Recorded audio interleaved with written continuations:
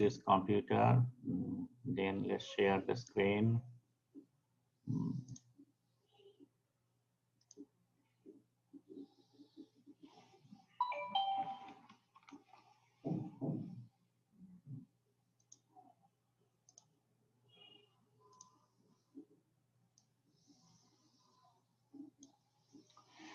ওকে, আমাদের আজকে আমরা প্রথম ক্লাস যেটা নেব সেটা হলো স্টিল ফাউন্ডারি প্র্যাকটিস। সো আমাদের কাস্ট আয়রন বা ফেরাস ফাউন্ডারির লাস্ট অংশ যেটা সেটা হলো ফেরাস স্টিল ফাউন্ডারি প্র্যাকটিস।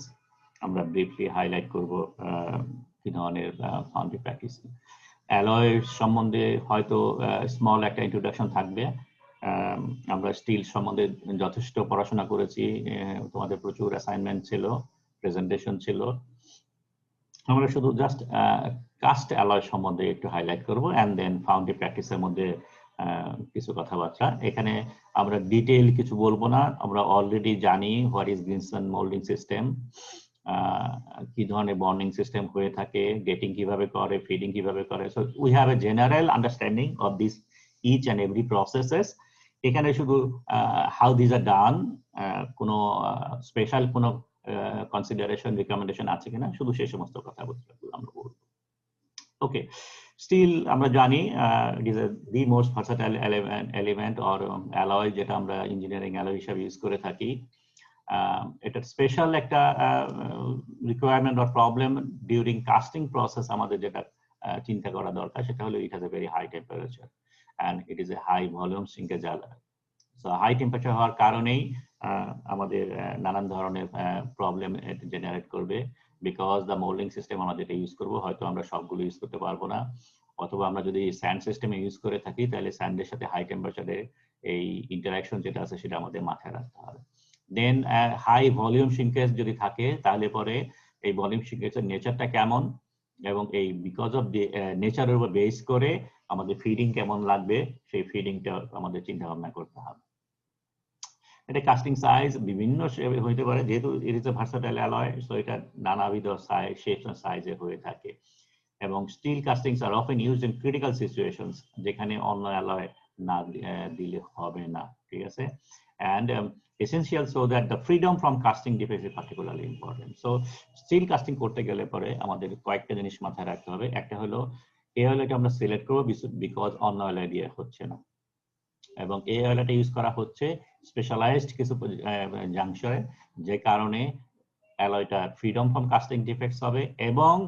এবং আরেকটা জিনিস যেটা সেটা হলো যে এটার কস্ট।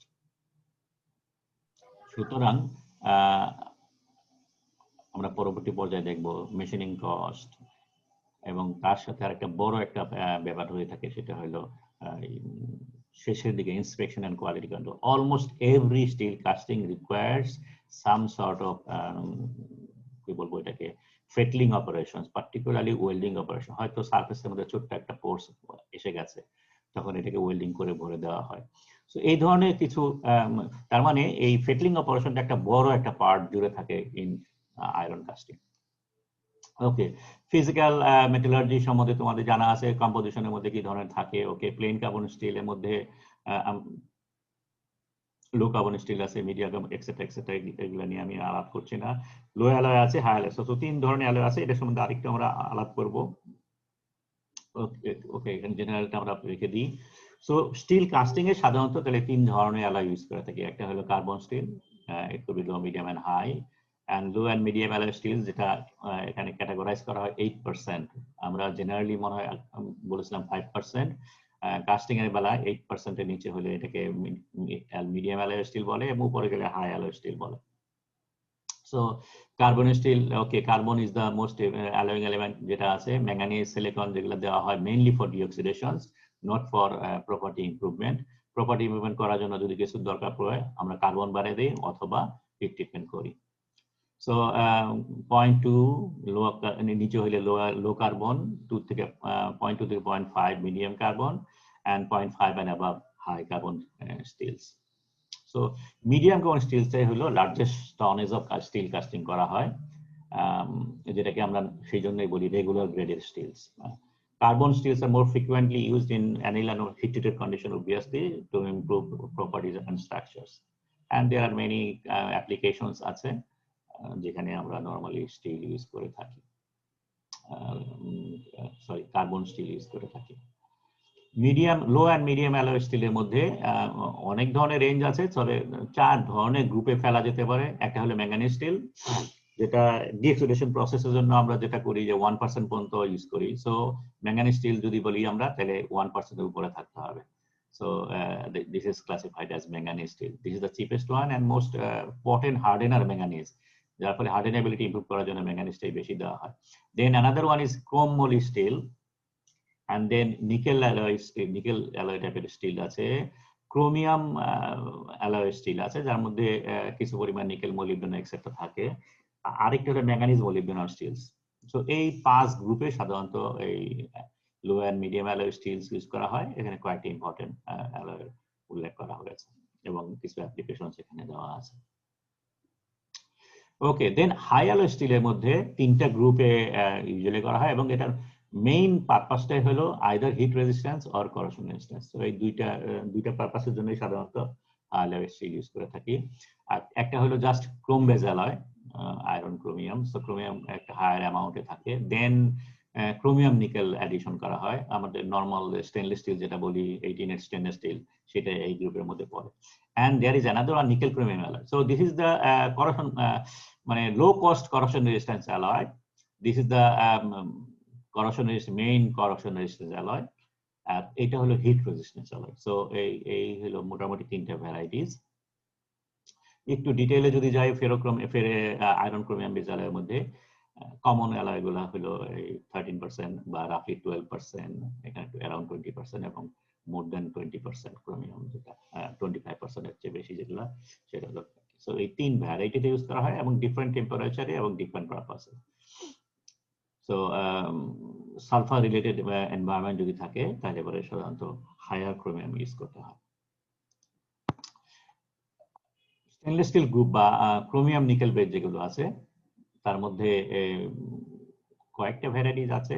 আমরা নরমালি 18 তো জানি, এছাড়াও 25 ক্রোমিয়াম, 12 নিকেল হাই টেম্পারেচারের জন্য, আরো হাই টেম্পারেচার দিয়ে হয় তাহলে 25 ক্রোমিয়ামের সাথে 20 নিকেল পর্যন্ত ইউজ করা যেতে পারে। এই গ্রুপের মধ্যে একটা ভেরি ইম্পর্টেন্ট গ্রুপ হলো ডুপ্লেক্স স্টিল। ডুপ্লেক্স স্টিলের নাম এসছে, দুইটা ফেজ, ডুয়াল ফেজ থাকে, ফেরাইট এবং অস্টেনাইট, এই দুইটা। সো এটার মধ্যে ক্রোমিয়াম এবং মলিবডেনাম দেওয়ার, ক্রোমিয়াম হাই ক্রোমিয়াম থাকার কারণে এবং নিকেল কমিয়ে দেওয়ার কারণে এখানে অস্টেনাইট স্টেবিলাইজ হয় এবং তার সাথে ফেরাইট থাকে। সো এটার মেইন পারপাস হলো ইন্টারগ্রানুলার ফিটিং করোশন এবং স্ট্রেস করোশন ক্র্যাকিংটাকে রিমুভ করা। এবং সাধারণত ক্লোরিনেটেড এনভায়রনমেন্ট যেগুলো থাকে সেই সমস্ত ক্ষেত্রে এই ধরনের ডুপ্লেক্স স্টিল ইউজ করে থাকে। যেমন ফর এক্সাম্পল ফার্টিলাইজার ফ্যাক্টরিতে অ্যাসিড রেজিস্ট্যান্স পাম্প, যেটার ভিতরে বিভিন্ন ধরনের অ্যাসিড ফ্লো করে, সেই পাম্পে তৈরি করা হয় ডুপ্লেক্স স্টিল দিয়ে। অথবা অফশোর অ্যাপ্লিকেশনে, অফশোর বলতে এই তার মানে সিতে ক্লোরিনেটেড ওয়াটারের মধ্যে যেগুলা, বা মেরিন অ্যাপ্লিকেশনে। So this is a very important alloy, very costly alloy and very difficult to make alloy. Lastly, আমরা যেটা বলেছি হিট রেজিস্ট্যান্স অ্যাপ্লিকেশনের জন্য iron nickel chromium group. So এখানে নিকেল অনেক বেশি থাকে, 25, 37 পর্যন্ত। সো দুইটা কমন ভ্যারাইটিস হলো 17 chromium 25 nickel and 37 nickel 15 chromium. Okay, so alloy is gone. And then advantage এর মধ্যে কমন কিছু অ্যাডভান্টেজ আছে। It is very high modulus, we know that. Shock impact resistance এর জন্য, heat treatability একটা important issue, they are weldable and high temperature strength. So these are the 5 reasons for which normally আমরা cast steel অন্য কোনো cast alloy prefer করে থাকি। Application of steel এর মধ্যে, okay, this is the many applications available. Okay, then let's talk about foundry practice. Foundry practice এর মধ্যে molding and core making এর মধ্যে normally আমরা green sand use করে থাকি very small size এর জন্য। আমাদের মাথায় রাখতে হবে it has a very high temperature. Steel has very high temperature, so আনুমানিক 1500 থেকে 1600 ডিগ্রির মধ্যে আমরা এটাকে pour করি। So green sand at all not suitable for large casting. Chemically bonded sand, even green স্যান্ডের মধ্যেও আমরা নর্মালি গ্রিন স্যান্ড বলতে যেটা মিন করি সেই গ্রিন স্যান্ডও এখানে ইউজ করা হয় না, আমরা একটু পরে দেখবো। So chemically bonded sand, this is the more common sand system. এছাড়া সিরামিক ব্লক হতে পারে, লস্ট রক ইনভেস্টমেন্ট কাস্টিং হতে পারে for small size plastic. Lost foam process আমরা যেটা বলেছিলাম, that is not used because of danger of carbon pick up from the foam pack. Foam যেহেতু carbonaceous material, so carbon can pick up by the liquid metal. Sand molding points to consider. Number one, refractoriness. This is the most important part. Because of the high melting point, sand burn can occur. So physical and chemical durability of the mold, সেটা আমাদের চিন্তা করতে হবে। High permeability and low moisture content. This is another problem.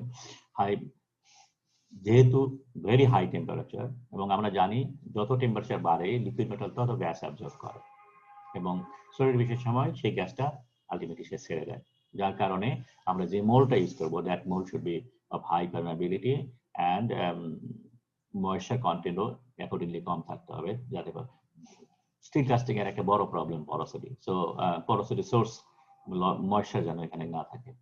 So green sand system যেটা আমরা বলি যে clay water bond, এইটা এখানে চিন্তা ভাবনা করতে হবে। Use of mould additive important because mould যেটা হবে, mould must be very strong, number one. দুই নাম্বার, স্ট্রং হওয়া মানে কলাপসিবিলিটি একটা ইস্যু, সো কলাপসিবিলিটি বাড়ানো। সো এই দুইটা জিনিস মোল্ড বানানোর সময় আমাদের চিন্তা করতে হবে। সো এটা যাতে স্ট্রং হয়, যাতে মোল্ড বাকলিং না হয়, মোল্ড যাতে ভেঙে না যায়, র্যাটেল টাইপের কিছু ডিফেক্ট যেন ফর্ম না করে। র্যাটেল মানে হলো মোল্ডটার একটা ক্র্যাক ডেভেলপ করেছে, যার ভিতর যে লিকুইড মেটাল ঢুকে গেছে, সো র্যাটেল লেজের মতো ডিফেক্ট জেনারেট করে। So this is called rat tail. So এই ধরনের ডিফেক্ট যাতে ফর্ম না করে মোল্ডে, so mould must be very strong and stable. Use of facing sand, this is another issue. So surface finish যাতে বেটার হয়, surface finish another important issue. আমরা পরবর্তী পর্যায়ে কাস্টিং যখন করা হয়, ফেটলিং করা হয়, অলমোস্ট অল স্টিল কাস্টিং এই তোমার surface finishing is needed. So এই সারফেস ফিনিশিং ইমপ্রুভ করার জন্য ফেসিং স্যান্ড অথবা অন্য ফর্মে মোল্ড ওয়াশ অ্যাপ্লাই করতে হবে। No carbonaceous material or wash, again carbon source যেন না থাকে, ঠিক আছে। And large machining allowance is needed because আমরা মেশিনিং করতেই হবে, so machining allowance should be extensive.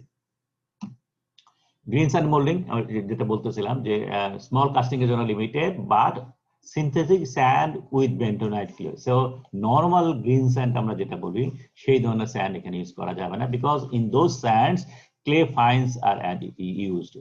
So finer sand clay থাকে, so এই finer clay আমাদের এখানে ইউজ করা যাবে না। আমরা ডেলিভারিটলি সিনথেটিক স্যান্ড ইউজ করব। সিনথেটিক স্যান্ড বলতে মিন করছি যে আইদার সিলিকা স্যান্ড হতে পারে। সিলিকা স্যান্ড যদি হয় তাহলে সিলিকন ডাইঅক্সাইডের অ্যামাউন্ট মোর দ্যান 90% or 95% হতে হবে, or instead of silica sand we can use another sands, for example zircon or chromite etc. আমরা একটু পরে এটা সম্বন্ধে দেখব। সো এই ধরনের স্যান্ড ইউজ করা যেতে পারে, এবং তার সাথে বেন্টোনাইট ক্লে, যেহেতু গ্রিন স্যান্ডের কথা বলেছি, সো এটা ক্লে বন্ডেড সিস্টেম। বেশিরভাগ ক্ষেত্রে যেটা ইউজ করা হয় সেটা হলো ড্রাই স্যান্ড, যেখানে সিনথেটিক স্যান্ডের সাথে থার্মোস্ট্যাটিক রেজিন, বিভিন্ন ধরনের রেজিন এন্ড বিভিন্ন ধরনের bonding system, catalyst either heat দিয়ে এটাকে কিউর করা, অথবা আমরা আরেকটা ক্যাটালিস্ট দিয়ে এটাকে কিউর করা, সো বিভিন্ন ধরনের হতে পারে। মোল্ড কোটিং অবশ্যই দিতে হবে। তারপরে either green sand or dry sand, it should be thoroughly preheated so that no moisture is present in the mold. Other molding system এর কথা আমরা একটু বলেছি, শেল মোল্ডিং ইউজ করতে পারি, ফিন সেকশন, ইনভেস্টমেন্ট কাস্টিং ও ইউজ করা যেতে পারে, সিরামিক মোল্ডিং এটাও একটা বড় একটা সিস্টেম যেটা স্টিলের জন্য ইউজ করা হয় for better surface finish. Okay, sand যেটা আমরা ইউজ করি, it should be 50 to 60 grain fineness number. Average grain size should be a little bit coarser, তবে এত কোর্সার না যাতে করে পারমেবিলিটি অনেক বেশি হয়। পারমেবিলিটি ভ্যালু 100 থেকে 150। Fine content as low as possible in sand and in clay, যাতে করে এক নম্বর বাইন্ডার লেভেল কম দেওয়া যায়, আরেকটা হলো যাতে করে এগুলো ফিউজ না হয়ে যায়। যত ছোট হবে তত ফিউজ সম্ভাবনা বেশি because of the heat. Spread যেটা হয় সেটা হলো তোমার 4 to 5 স্ক্রিন স্যান্ড হতে হবে। 4 to 5 স্ক্রিন স্যান্ড মানে distribution of sand should be better, যাতে করে শুধুমাত্র একটা দুইটা সিট যাতে অনেক বেশি আছে, বাকিগুলো ছোট আছে, তাইলে পরে ভিতরে ফোর্স অনেক বেশি হবে। সো এটা যাতে গুড প্যাকিং হয় বাই বেটার ডিস্ট্রিবিউশন, সেটা ব্যবস্থা করতে হবে। তো এই হলো মোটামুটি স্যান্ড যেটা ইউজ করবো সেটার প্রপার্টিজ ডিসক্রিপশন। এছাড়া অন্য স্যান্ডের কথা বলেছি আমরা, সিলিকা স্যান্ডের পরিবর্তে মোস্ট কমনলি যেটা ইউজ করা হয় zircon sand. So this is the most widely used non silica sand. Fineness finer হতে পারে because it has a very high melting point, এবং হাই মেল্টিং হওয়ার পয়েন্ট হওয়ার কারণে ফাইন হওয়া সত্ত্বেও এগুলো ইউজ করে না। এটা rounded, specific gravity is very high, so mould গুলো অনেক ভারী হয়। থার্মাল এক্সপ্যানশন খেয়াল করো only about 0.45, so mould dilation not a problem at all. এটা স্লাইটলি অ্যাসিডিক, এটার অথবা বেসিক, এটার মধ্যে কি চিন্তা করার কারণ কি, বিকজ আমরা যে সমস্ত মেটালগুলো ইউজ করি অথবা যে ইট is A iron, at the same time আমরা যে যদি কোনো অ্যালয় স্টিল ইউজ করি, for example chromium, molybdenum, all this are highly oxides, ঠিক আছে। সো এটা যদি সিলিকা বেস তোমার স্যান্ড ইউজ করি, তাহলে স্যান্ডের সাথে রিঅ্যাকশন হেভিলি রিঅ্যাকশন হয়, যার কারণে if it is neutral or basic তাহলে পরে ভালো হয়, রিঅ্যাকশন মোল্ড রিঅ্যাকশন গুলো কম হয়, মোল্ডের সাথে মেটালের ইন্টারঅ্যাকশন কম হয়, যার কারণে এই ক্রোমাইট এবং অলিভিন এই সমস্ত জিনিসগুলো প্রেফার করা হয়, পার্টিকুলারলি ম্যাঙ্গানিজ স্টিল বা হাই অ্যালয় স্টিল যেগুলো আছে সেই সমস্ত স্টিলগুলো এই ধরনের স্টিল স্যান্ড ইউজ করা হয়। ওকে, শুধু এটার কথা একটু ডিটেল বলি। Because of high refractiveness, মানে high melting point, high hot strength এবং no burn on, so it has a very high hot strength, high temperature mould ভেঙে যায় না এবং কোনো স্যান্ড বার্ন হয় না। হাই থার্মাল কন্ডাক্টিভিটি হওয়ার কারণে ভেরি ইজিলি হিট ডেসিপেট করা সম্ভব হয়। সো আমরা বলেছি চিলিং পাওয়ার মানে মোল্ডটা it has a very high chilling power, as a result directional solidification is preferred, খুব ইজিলি ডিরেকশনাল সলিডিফিকেশন অ্যাটেন্ড করা যায় চিল, এক্সট্রা চিল ইউজ করা ছাড়াই, ঠিক আছে। সো স্যান্ড, সিলিকা স্যান্ডের পরিবর্তে এই ধরনের স্যান্ডগুলো ইউজ করলে পরে ডিরেকশনাল সলিউশন খুব ভালো হয়। লো থার্মাল এক্সপানশন, যাতে করে কোনো এক্সপানশন ডিফেক্ট আমরা যে বলছি মোল্ড ডাইলেশন, এই ধরনের কোনো জিনিস হয় না। সো এই হলো মোটামুটি আমাদের নন সিলিকা স্যান্ডের হিসাব কিতাব। কোর মেকিং এর সময় চিন্তা ভাবনা করতে হবে, it must have high permeability. So core venting আমাদের ভালো করে খেয়াল রাখতে হবে। সো স্যান্ড যেগুলো ইউজ করা হবে একটু কোর্সার স্যান্ড ইউজ করতে হবে। অ্যান্ড আরেকটা জিনিস খেয়াল করতে হবে, হট টিয়ার চিন্তা ভাবনাটা। হট টিয়ার কেন হয়? মোল্ড যদি ঠিক মতো ভেরি স্ট্রং, আমরা বলেছি হট টিয়ারের one of the reason mould very strong, যার ফলে যখন লিকুইড মেটাল কন্ট্রাক্ট করছে বা সেমি সলিড যা কন্ট্রাক্ট করছে তখন মোল্ডটা ধরে রাখে, যার ফলে ভিতরে টিয়ার হয়। সো এই প্রিভেন্ট ফর্মিং হট টিয়ার, কোর যেটা আছে সেই কোরটার রিজিডিটির দিকে আমাদের চিন্তা ভাবনা করতে হবে। It should not be that much rigid just to survive. Type of sand, normally silica sand, no grain sand at all here. Other sand glass bonding system should be either resin bonded or oil bonded. Other process can be used. Shell core use করা যেতে পারে because it has a very good collapsibility. যার মানে একটা thin shell থাকে ভিতরে, we can use either a steel pipe, porous steel pipe, যাতে করে গ্যাসগুলো এটা পাইপের ভিতর দিয়ে কোর প্রিন্ট দিয়ে বেরিয়ে যেতে পারে, ঠিক আছে। Chemically setting core binder use medium to large siding reinforcement engine, যেটা আমরা বলছি স্টিল পাইপ দিয়ে সামটাইমস রিইনফোর্সমেন্ট দেওয়া যেতে পারে। ওকে, কোটিং একটা ইম্পর্টেন্ট ইস্যু, বিকজ আমরা বলছি স্যান্ড বার্নিং হয় এবং যার কারণে সারফেস ফিনিশ খারাপ হয়। সো সারফেসটা প্রোটেক্ট করার জন্য মোল্ডের ইনসাইড ওয়ালের মধ্যে বিভিন্ন ধরনের কোটিং অ্যাপ্লাই করা হয়, যাতে করে এক নাম্বার লিকুইড পেনিট্রেশন হতে পারে না, আরেকটা হলো কেমিক্যাল ইফেক্ট রিঅ্যাকশন করে। মনে আমরা একটা কথা বলেছিলাম অক্সাইডের সময়, লাস্টারাস কার্বন বলে একটা ডিফেক্টের কথা বলি। আমরা বলছিলাম অক্সাইড যেটা ফর্ম করে মেইনলি অক্সাইডস ফিল্ম, আরেকটা হলো লাস্টারাস কার্বন, তার মানে কার্বনেশিয়াস গ্যাস থেকে সারফেসের উপরে একটা গ্রাফাইটের কোটিং পড়ে। সো এই ধরনের জিনিসগুলোর থেকে বাঁচার জন্য এই chemical effect and physical effect, liquid metal penetration, এটা দূর করার জন্য বা এটাকে মিনিমাইজ করার জন্য আমরা মোল্ড কোট ইউজ করে থাকি। সো মোল্ড কোটটা ইউজুয়ালি রিফ্র্যাক্টরি কোটিং হয়ে থাকে,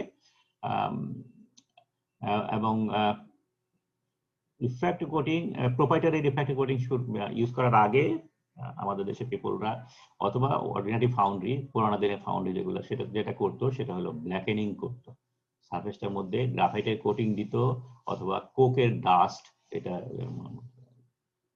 উপরে স্প্রে করতো, স্প্রিঙ্কল করতো। নাওএডে অনেক সফিস্টিকেটেড মোল্ড ওয়াশ অ্যাভেলেবল আছে, high production core, jobbing cores and moulds. এখানে আমি জাস্ট কয়েকটা কমার্শিয়াল নাম এখানে অ্যাপ্লাই করেছি, যেগুলো এই নামে বাজারে কিনতে পাওয়া যায় আয়রন ফাউন্ড্রির জন্য। কোটিং সিলেকশন, ওকে, বিভিন্ন ধরনের প্রপার্টিজ এখানে রিকোয়ার। রিফ্র্যাক্টরিনেস অবশ্যই, অ্যাডিশন প্রপার্টি থাকতে হবে ভালো, ক্র্যাকিং যাতে না হয়, মোল্ড কোট যেন ক্র্যাক না করে, সাসপেনশনে যাতে থাকে খুব ভালোভাবে, stability in storage, covering power, etc. So these are common properties you need for a coat.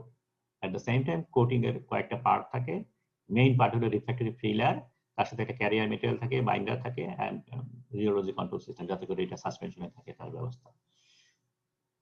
Okay, so then melting and solidification. Variables যেটা, সেটা হলো very high freezing temperature. So high freezing temperature হলে পরে যত temperature বা fluidity বাড়ে, so high temperature high fluidity. এবং আরেকটা হলো হাই টেম্পারেচার হওয়ার কারণে প্রোগ্রেসিভ সলিডিফিকেশন এখানে বেটার হয়, মানে টেন্ডেন্সি থাকে। প্রোগ্রেসিভ সলিডিফিকেশন মানে চারিদিক থেকে সলিডিফিকেশন হওয়া। মোল্ড তোমার যদি স্যান্ড মোল্ড ইউজ করি বা জিকন মোল্ড যেটা ইউজ করি, it is very cool mould, high temperature, so চারিদিক থেকে সলিডিফিকেশন হওয়ার সম্ভাবনা বেশি। সো প্রোগ্রেসিভ সলিডিফিকেশন এটার মধ্যে হওয়ার টেন্ডেন্সি থাকে, যেটা আমাদের জন্য not favourable. Okay, long freezing range alloy mostly, এবং লং ফ্রিজিং রেঞ্জ অ্যালয় যদি হয় তাহলে আমরা জানি ডেনড্রাইটিক মোডে সলিডিফাই হয়, এবং ডেনড্রাইটিক মোডে সলিউশন হলে ফ্লুইডিটি ডিক্রিজ করে, ঠিক আছে, এবং প্রোগ্রেসিভ সলিডিফিকেশন এখানে এনকারেজ করে। থার্মাল কন্ডাক্টিভিটি মোড সেই জন্য ইম্পর্টেন্ট, যাতে করে আমরা প্রোগ্রেসিভ সলিউশনকে ডিসকারেজ করে ডিরেকশন সলিউশন আমরা প্রেফার করি। কেন আমরা direction, by the way, direction solution আমরা কেন এত কথা বলি, এটাকে প্রেফার করি? বিকজ আমরা চাই সলিডিফিকেশন হবে directional towards the feeder, feeder যেন সবার শেষে সলিডিফাই হয়। এখন যদি প্রোগ্রেসিভ সলিউশন চারদিক থেকে হয়, তাহলে ফিডারের রাস্তা বন্ধ হয়ে যাবে। সুতরাং আমরা সেটা চাই না, আমরা চাই directional solution from far end to the feeder. এবং এই ডিরেকশন সলিউশন প্রেফার করার জন্য মোল্ডটা যদি থার্মালি কন্ডাক্টিভ হয় তাহলে বেটার হয় কোন একটা ডিরেকশনে। থার্মাল কন্ডাক্টিভিটি অফ স্টিল, যেহেতু থার্মাল কন্ডাক্টিভিটি স্টিল এটা লো, যার কারণে টেম্পারেচার গ্রেডিয়েন্ট হয়ে যায়, এবং এটা আবার প্রোগ্রেসিভ সলিউশনকে প্রেফার করে। গ্র্যাভিটি অ্যান্ড কনভেকশন, স্যান্ড যখন কনভেকশন হয়, বিকজ অফ দ্য ডেন্সিটি, আমরা বলছি ওয়ালের মধ্যে যে ডেনড্রাইট ফর্ম করে সেগুলো ভেঙে যাওয়ার চান্স থাকে, আমরা বলেছি স্ট্রাকচার ফর্ম করার সময়। সো এখানে ফাইন ইকুয়েট স্ট্রাকচার হওয়ার সম্ভাবনা বেশি। অ্যাট দ্য সেম টাইম সেগ্রিগেশনের সম্ভাবনা বেশি। আমরা দেখেছি স্টিল ইনগট ফর্ম করার সময় কিভাবে সেগ্রিগেশন হয়। সলিডিফিকেশন টাইম করার জন্য স্পেশাল একটা ফর্মুলা ইউজ করা হয়। সো এই যে কনস্ট্যান্ট যেটা, সোডিয়াম কনস্ট্যান্ট যেটা আছে, সেটা ভ্যালু স্টিল প্লেটের জন্য, সিলিন্ডারের জন্য, চাঙ্ক কিউবের জন্য সাধারণত এই ধরনের ফর্মুলা ইউজ করা যেতে পারে। So these are the experimental values. So you can use this value while designing. Okay, furnace normally use করা হয় either arc furnace or induction furnace. So because of the high temperature, আমাদের crucible furnace যেটা আছে বা pit furnace যেগুলো আছে, সেই ধরনের furnace at all not suitable. General melting operation এর মধ্যে কয়েকটা স্টেপ ইম্পর্টেন্ট, সেটা হলো নাম্বার 1 refining. Refining মানে হলো oxidizing period, যেখানে certain impurities are removed by oxidation and collected as a slag, এবং হাইড্রোজেন এবং nitrogen flushed out by carbon boil. So oxidation-এর সময় কার্বন বয়েল করে, so এই carbon boiling very important while for removing dissolved gases, and followed by deoxidation, যেহেতু আমরা এখানে oxidizing period use করছি, so oxygen যেগুলো আছে সেই অক্সিজেন গুলোকে সরিয়ে ফেলা। So these are called deoxidation. So for refining এর পরে deoxidation করতে হয় by reducing maintaining a reducing atmosphere. এটা করা হয় by adding either block shape either spicel, ferrosilicon, ferromanganese, silicomanganese, aluminum, etc. অথবা কোর্ড অ্যালুমিনিয়াম স্টিক, যেটা কোরের মধ্যে অক্সাইড থাকে, অ্যালুমিনিয়াম ভিতরে থাকে, চারিদিকে ক্যালসিয়াম অক্সাইড থাকে। সো এই ধরনের জিনিসগুলো অ্যাপ্লাই করা যেতে পারে। And finally composition adjustment করা প্রয়োজন পড়ে, then pouring. So pouring temperature usually 1450 থেকে 1550 পর্যন্ত হতে থাকে। ওকে, আরেকটা স্পেশাল একটা প্রসেস আমরা মনে হয় স্টিল মেকিং হিসেবে বলেছিলাম, AOD process, argon oxygen decarbonisation. যদি ফাইন গ্রেড হায়ার গ্রেডের স্টিল তৈরি করা হয়, particularly alloy steel, for example stainless steel, duplex steel, এই ধরনের জিনিস যদি তৈরি করতে হয়, তাইলে পরে এই ধরনের সিস্টেম ইউজ করা যেতে পারে। অর্থাৎ মেল্টিং করার পরে অ্যানাদার এওডি ভেসেল, সেই ভেসেলের মধ্যে লো প্রেসারে অক্সিজেন ফ্লো করা হয়। লো প্রেসার অক্সিজেন মানে অক্সিজেনের সাথে আর্গন গ্যাস দেওয়া হয়, এবং লো প্রেসার অক্সিজেন দিলে পরে গ্যাসটা যাতে সরিয়ে ফেলা হয় সম্ভব হয়। সো এই কারণেই এই ধরনের প্রসেস অ্যাপ্লাই করা হয়। ওকে, তাহলে melting and steel making practice কোয়ালিটির সাথে এফেক্ট করা যেটা, সেটা হলো number 1 deoxidation. You need generous deoxidation, so impurity গুলো সরিয়ে ফেলার জন্য, ঠিক আছে। দেন সালফাইড, স্টিলের মধ্যে সালফার একটা ইস্যু। সালফাইড 3 ধরনের ইনক্লুশন সালফাইড ফর্ম করে, এবং globular, chain and film and angular. So film টাইপের টাইপ 2 যেটা, that is the most harmful. আমরা যে কি জানি বলে, গ্রেন বাউন্ডারিতে সালফার ফিল্ম যদি থাকে, তাহলে পরে হাই টেম্পারেচারে হট শর্টনেস নাম শুনছো? Yes, sir. সো এই হট শর্টনেস যেটা ফর্ম করে, সেটা বিকজ অফ দিস টাইপ 2 সালফাইডের কারণে। সো অ্যালুমিনিয়াম ইউজ করলে পরে এই টাইপ 2টা টাইপ 3 তে কনভার্ট হয়। So this are the harmless sulphide inclusions. And another inclusions, বিভিন্ন ধরনের স্ল্যাগ ইন্টারমিডিয়েট যেগুলো হয়, so inclusions removal, that is also important. So a deoxidation period, sulfur removal period by using aluminum, and inclusions removal. So 18টা হলো very important stage in steel melting process. Gas porosity দিকে খেয়াল করতে হবে, hot tear tendency কথা খেয়াল করতে হবে, যেটা কাস্টিং কোয়ালিটিকে সিরিয়াসলি এফেক্ট করে। এবং হট টিয়ারিং এর জন্য আমরা কয়েকটা কথা বলছি, মোল্ড স্ট্রং হলে প্রবলেম হয়, আরেকটা হলো সালফার থাকলে কেমিস্ট্রি অলসো ইনফ্লুয়েন্স করে, in that case type 2 sulphide. Gating and feeding, এখানে মেইন প্রবলেম যেটা, high pouring temperature, quick loss in fluidity and high density. So porosity তো একটা ইস্যু, স্ল্যাগ ইন্টারমেন্ট একটা issue, dimensional instability because of high pouring temperature and high density, oxidation একটা issue, misrun and cold shut because of the fluidity problem, mold erosion because of high density. So এই জিনিসগুলো getting and feeding design করার সময় এটাকে compensate করতে হবে। Gating system must design not only to fill the mould but also avoid this defects. এবং high shrinkage and problem due to directional solidifications এখানে address করতে হবে। সো শিঙ্কেজ, হাই শিঙ্কেজটাকে অ্যাড্রেস করতে হবে। এবং আরেকটা হলো ডিসপার্স শিঙ্কেজ, যদি যেহেতু আমাদের মোস্ট অফ দ্য অ্যালয়েজ সেটা হলো লং ফ্রিজিং এর জ্বালা। ওকে, গেটিং ডিজাইন, তাহলে পরে ফ্লুইডিটি অ্যাড্রেস করতে হবে। সুতরাং as soon as possible pouring এর ফিলিং এর ব্যবস্থা করতে হবে। Length of the gate as small as possible হতে হবে। টার্বুলেন্স মিনিমাইজ করতে হবে। সো গেটিং ডিজাইন সেভাবে অ্যাড্রেস করতে হবে। ফ্রিকশন এন্ড ওয়্যার যাতে না হয় সেই জন্য স্ট্রিম লাইনিং ফ্লো করতে হবে। কোনো শার্প কর্নার, শার্প বেন্ড থাকা যাবে না। হাই ভেলোসিটি ইমপিচমেন্ট সেটা বন্ধ করতে হবে।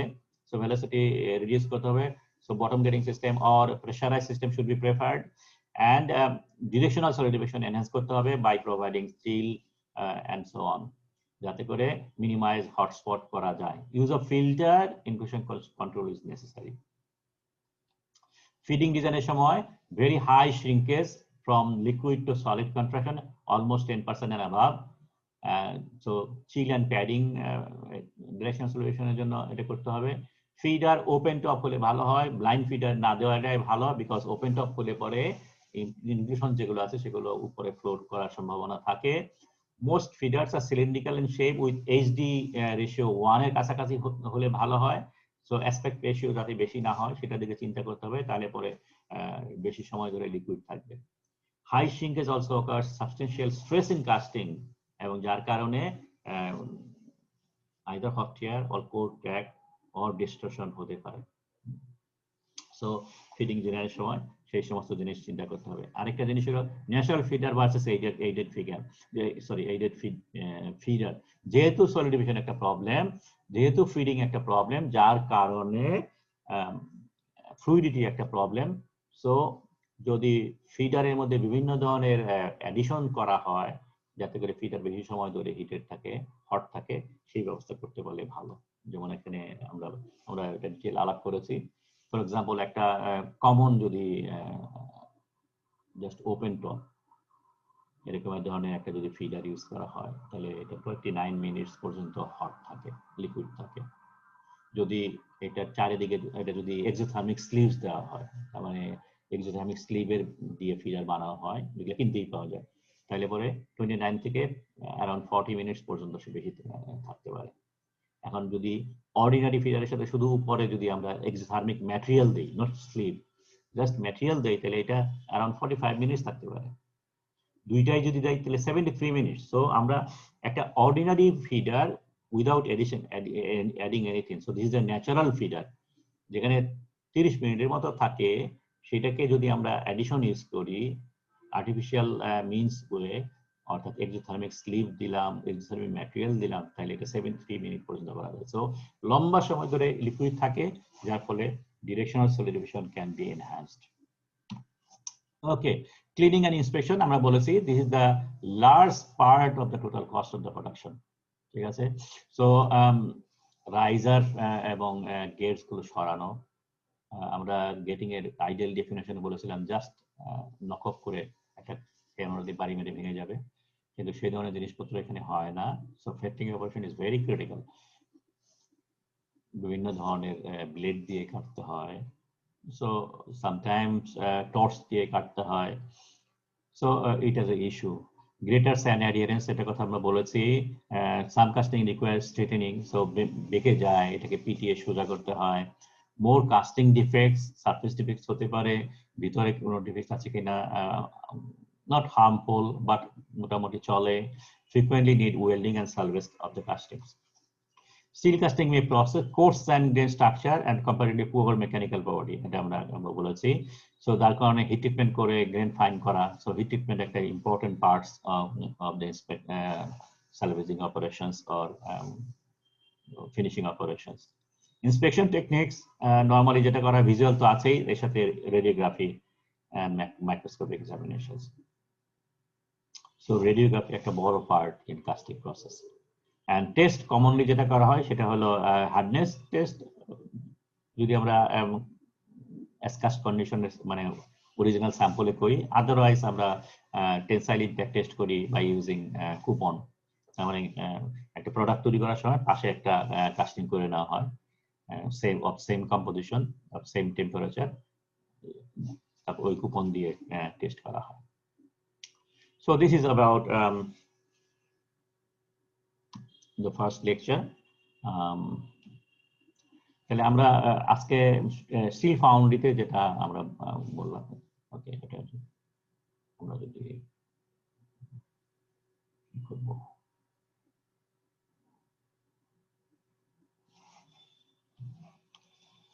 সো স্টপ শেয়ার যদি করি, ওকে।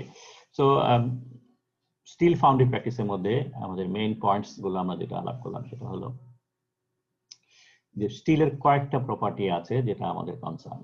একটা হলো it has a very high temperature এবং হাই ডেন্সিটি। তো হাই টেম্পারেচার হওয়ার কারণে মোল্ডে এফেক্ট করবে সিরিয়াসলি। দুই নম্বর কথা হলো হাই ডেন্সিটি কারণে প্রেশার এটার মধ্যে বেশি, so wear and tear of the mould বেশি হবে। হাই টেম্পারেচার হওয়ার কারণে ফ্লুইডিটি থাকে initially, but rapidly decrease fire because of the nature of the solidification structure, because most of the alloys are having a wide mushy zones, যার ফলে progressive solidification usually এখানে preferred হয়। So progressive solution না হয়ে যাতে করে আমরা directional solution prefer করি, যার জন্য আমাদের স্পেশাল মিনস এখানে নিতে হবে। যেহেতু high temperature, so porosity or gas একটা প্রবলেম, সো গ্যাস রিমুভালের জন্য মেল্টিং প্রসেসের সময় আমাদের স্পেশাল প্রিকশন নিতে হবে, যাতে করে আমরা ডিঅক্সিডেশন প্রসেস অ্যাটেন্ড করি এবং পরবর্তী পর্যায়ে অক্সিজেন ফার্স্টলি আমরা অক্সিডেশন করি definitely to reduce impurity and de-oxidation যাতে ইউজ করা হয়। সো ডিঅক্সিডেশন অ্যান্ড অর ডিগ্যাসিং দুইটা আলাদা স্টেপ হতে পারে, একটা স্টেপ হতে পারে, সেই স্টেপের মাধ্যমে আমরা ফাইনালি গ্যাস রিমুভালটা করি। মোল্ড তৈরি করার সময় আমাদের খেয়াল করতে হবে যে normal green sand mould is not at all suitable, আমাদের ড্রাইসেন সিস্টেম ইউজ করতে হবে। At the same time bonding can be clay bonded mould হতে পারে, কিন্তু for only small size casting. Otherwise, medium or large size casting, we have to use dry sand system with resin bonded methods. Feed getting design করার সময় আমাদের ইনক্লুশনসের দিকে খেয়াল করতে হবে, টার্বুলেন্সের দিকে খেয়াল করতে হবে, ডিরেকশনাল সলিউশন দিকে খেয়াল করতে হবে। আর ফিডিং এর সময় খেয়াল করতে হবে যে লার্জ ফিডার ইউজ করতে হবে। Feeder can be open top হলে ভালো হয়, because inclusion removal is essential. So এই হলো মোটামুটি আমাদের স্যান্ড কি বলে এটাকে steel casting process. Any questions?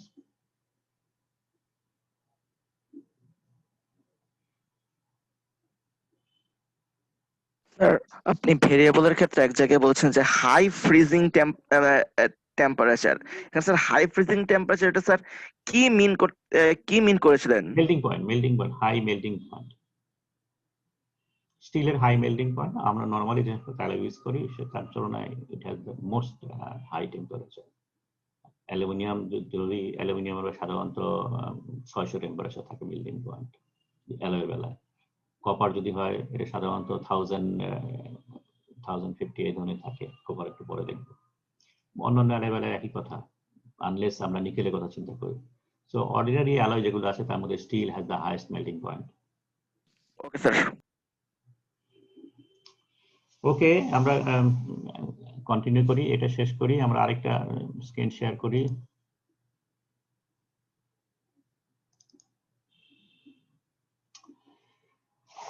ওকে, সো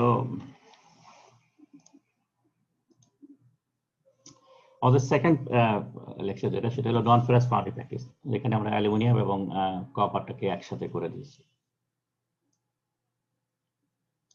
ওকে, সো এখানে আমরা অ্যালয় নিয়ে খুব একটা কথা বলবো না, জাস্ট শুধু হাইলাইট করব।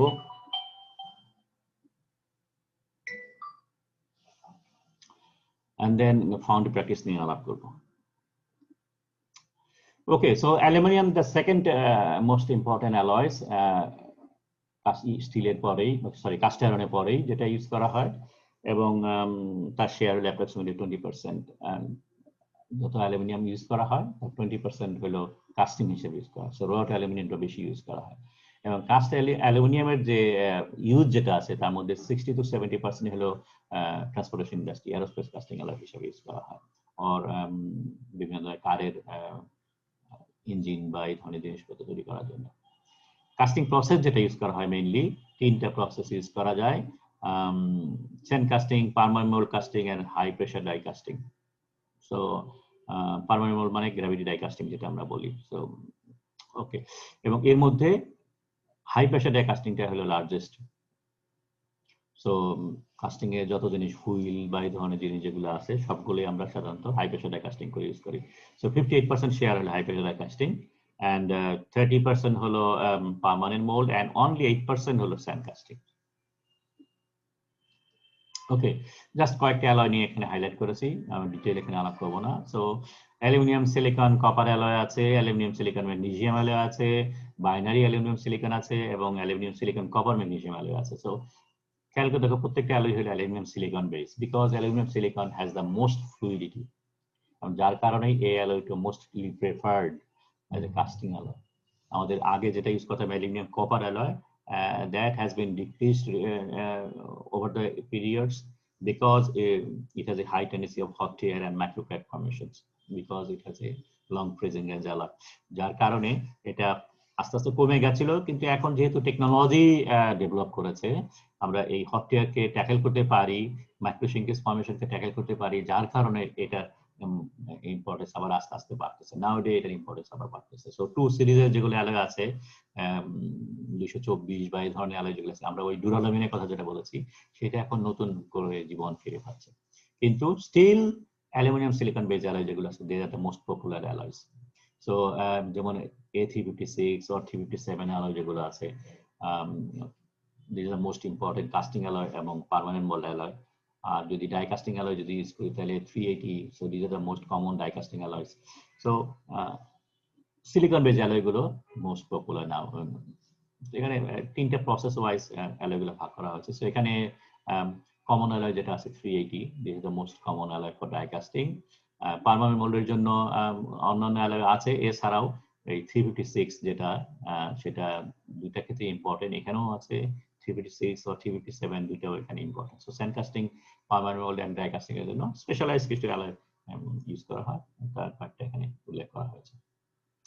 সো ফাউন্ডারি প্র্যাকটিসের কথা যদি চিন্তা করি তাহলে আমাদের জেনারেলি কয়েকটা ইস্যু খেয়াল করতে হয়, আমরা জানি সেটা হলো সলিডিফিকেশন শ্রিঙ্কেজ কি অবস্থা, ফ্লুইডিটি ঠিকমতো আছে কিনা, হট টিয়ারিং টেন্ডেন্সি আর ক্র্যাক ফর্মিং টেন্ডেন্সি আছে কিনা, প্রেসার টেস্ট কাস্টিং করা সম্ভব হয় কিনা, and gas absorption আর ড্রসিং প্রবলেম এটা মিনিমাইজ করা যাচ্ছে কিনা। সো এইগুলো হলো মোস্ট কমনলি কনসার্ন নর্মালি যখন আমরা কাস্টিং করি, এবং অ্যালুমিনিয়াম অ্যালয়ের বেলায় এই সবগুলোই আমাদের ultimately concern.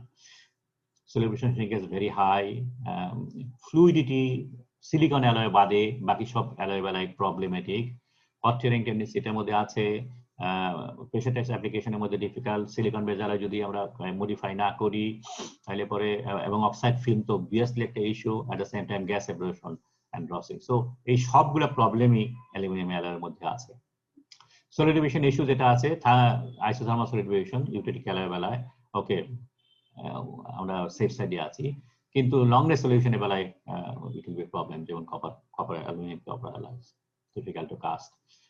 Solution shrinkage very high, low density result হলো হাইড্রোস্টেটি প্রেসার। আমরা ফিডিং ডিজাইন যখন করেছিলাম তখন একটা কথা বলেছিলাম যে প্রেসার রিকোয়ারমেন্ট বলে একটা ক্রাইটেরিয়া ছিল, তার মানে লিকুইডের মধ্যে সাফিসিয়েন্ট প্রেসার থাকতে হবে to suppress the formation of porosity and other defect. So এখানে যেহেতু অ্যালুমিনিয়ামের ডেন্সিটি কম, সুতরাং হাইড্রোস্ট্যাটিক প্রেসার যেটা মানে এইচ রো জি, সো এই রোর ভ্যালু কম থাকার কারণে hydrostatic pressure is very small, as a result defect formation কেসে সাপ্রেস করতে পারে না। So feeding practice is very important. So feeding design, feeder design এখানে খুব একটা critical issue in aluminium কাস্টিংস।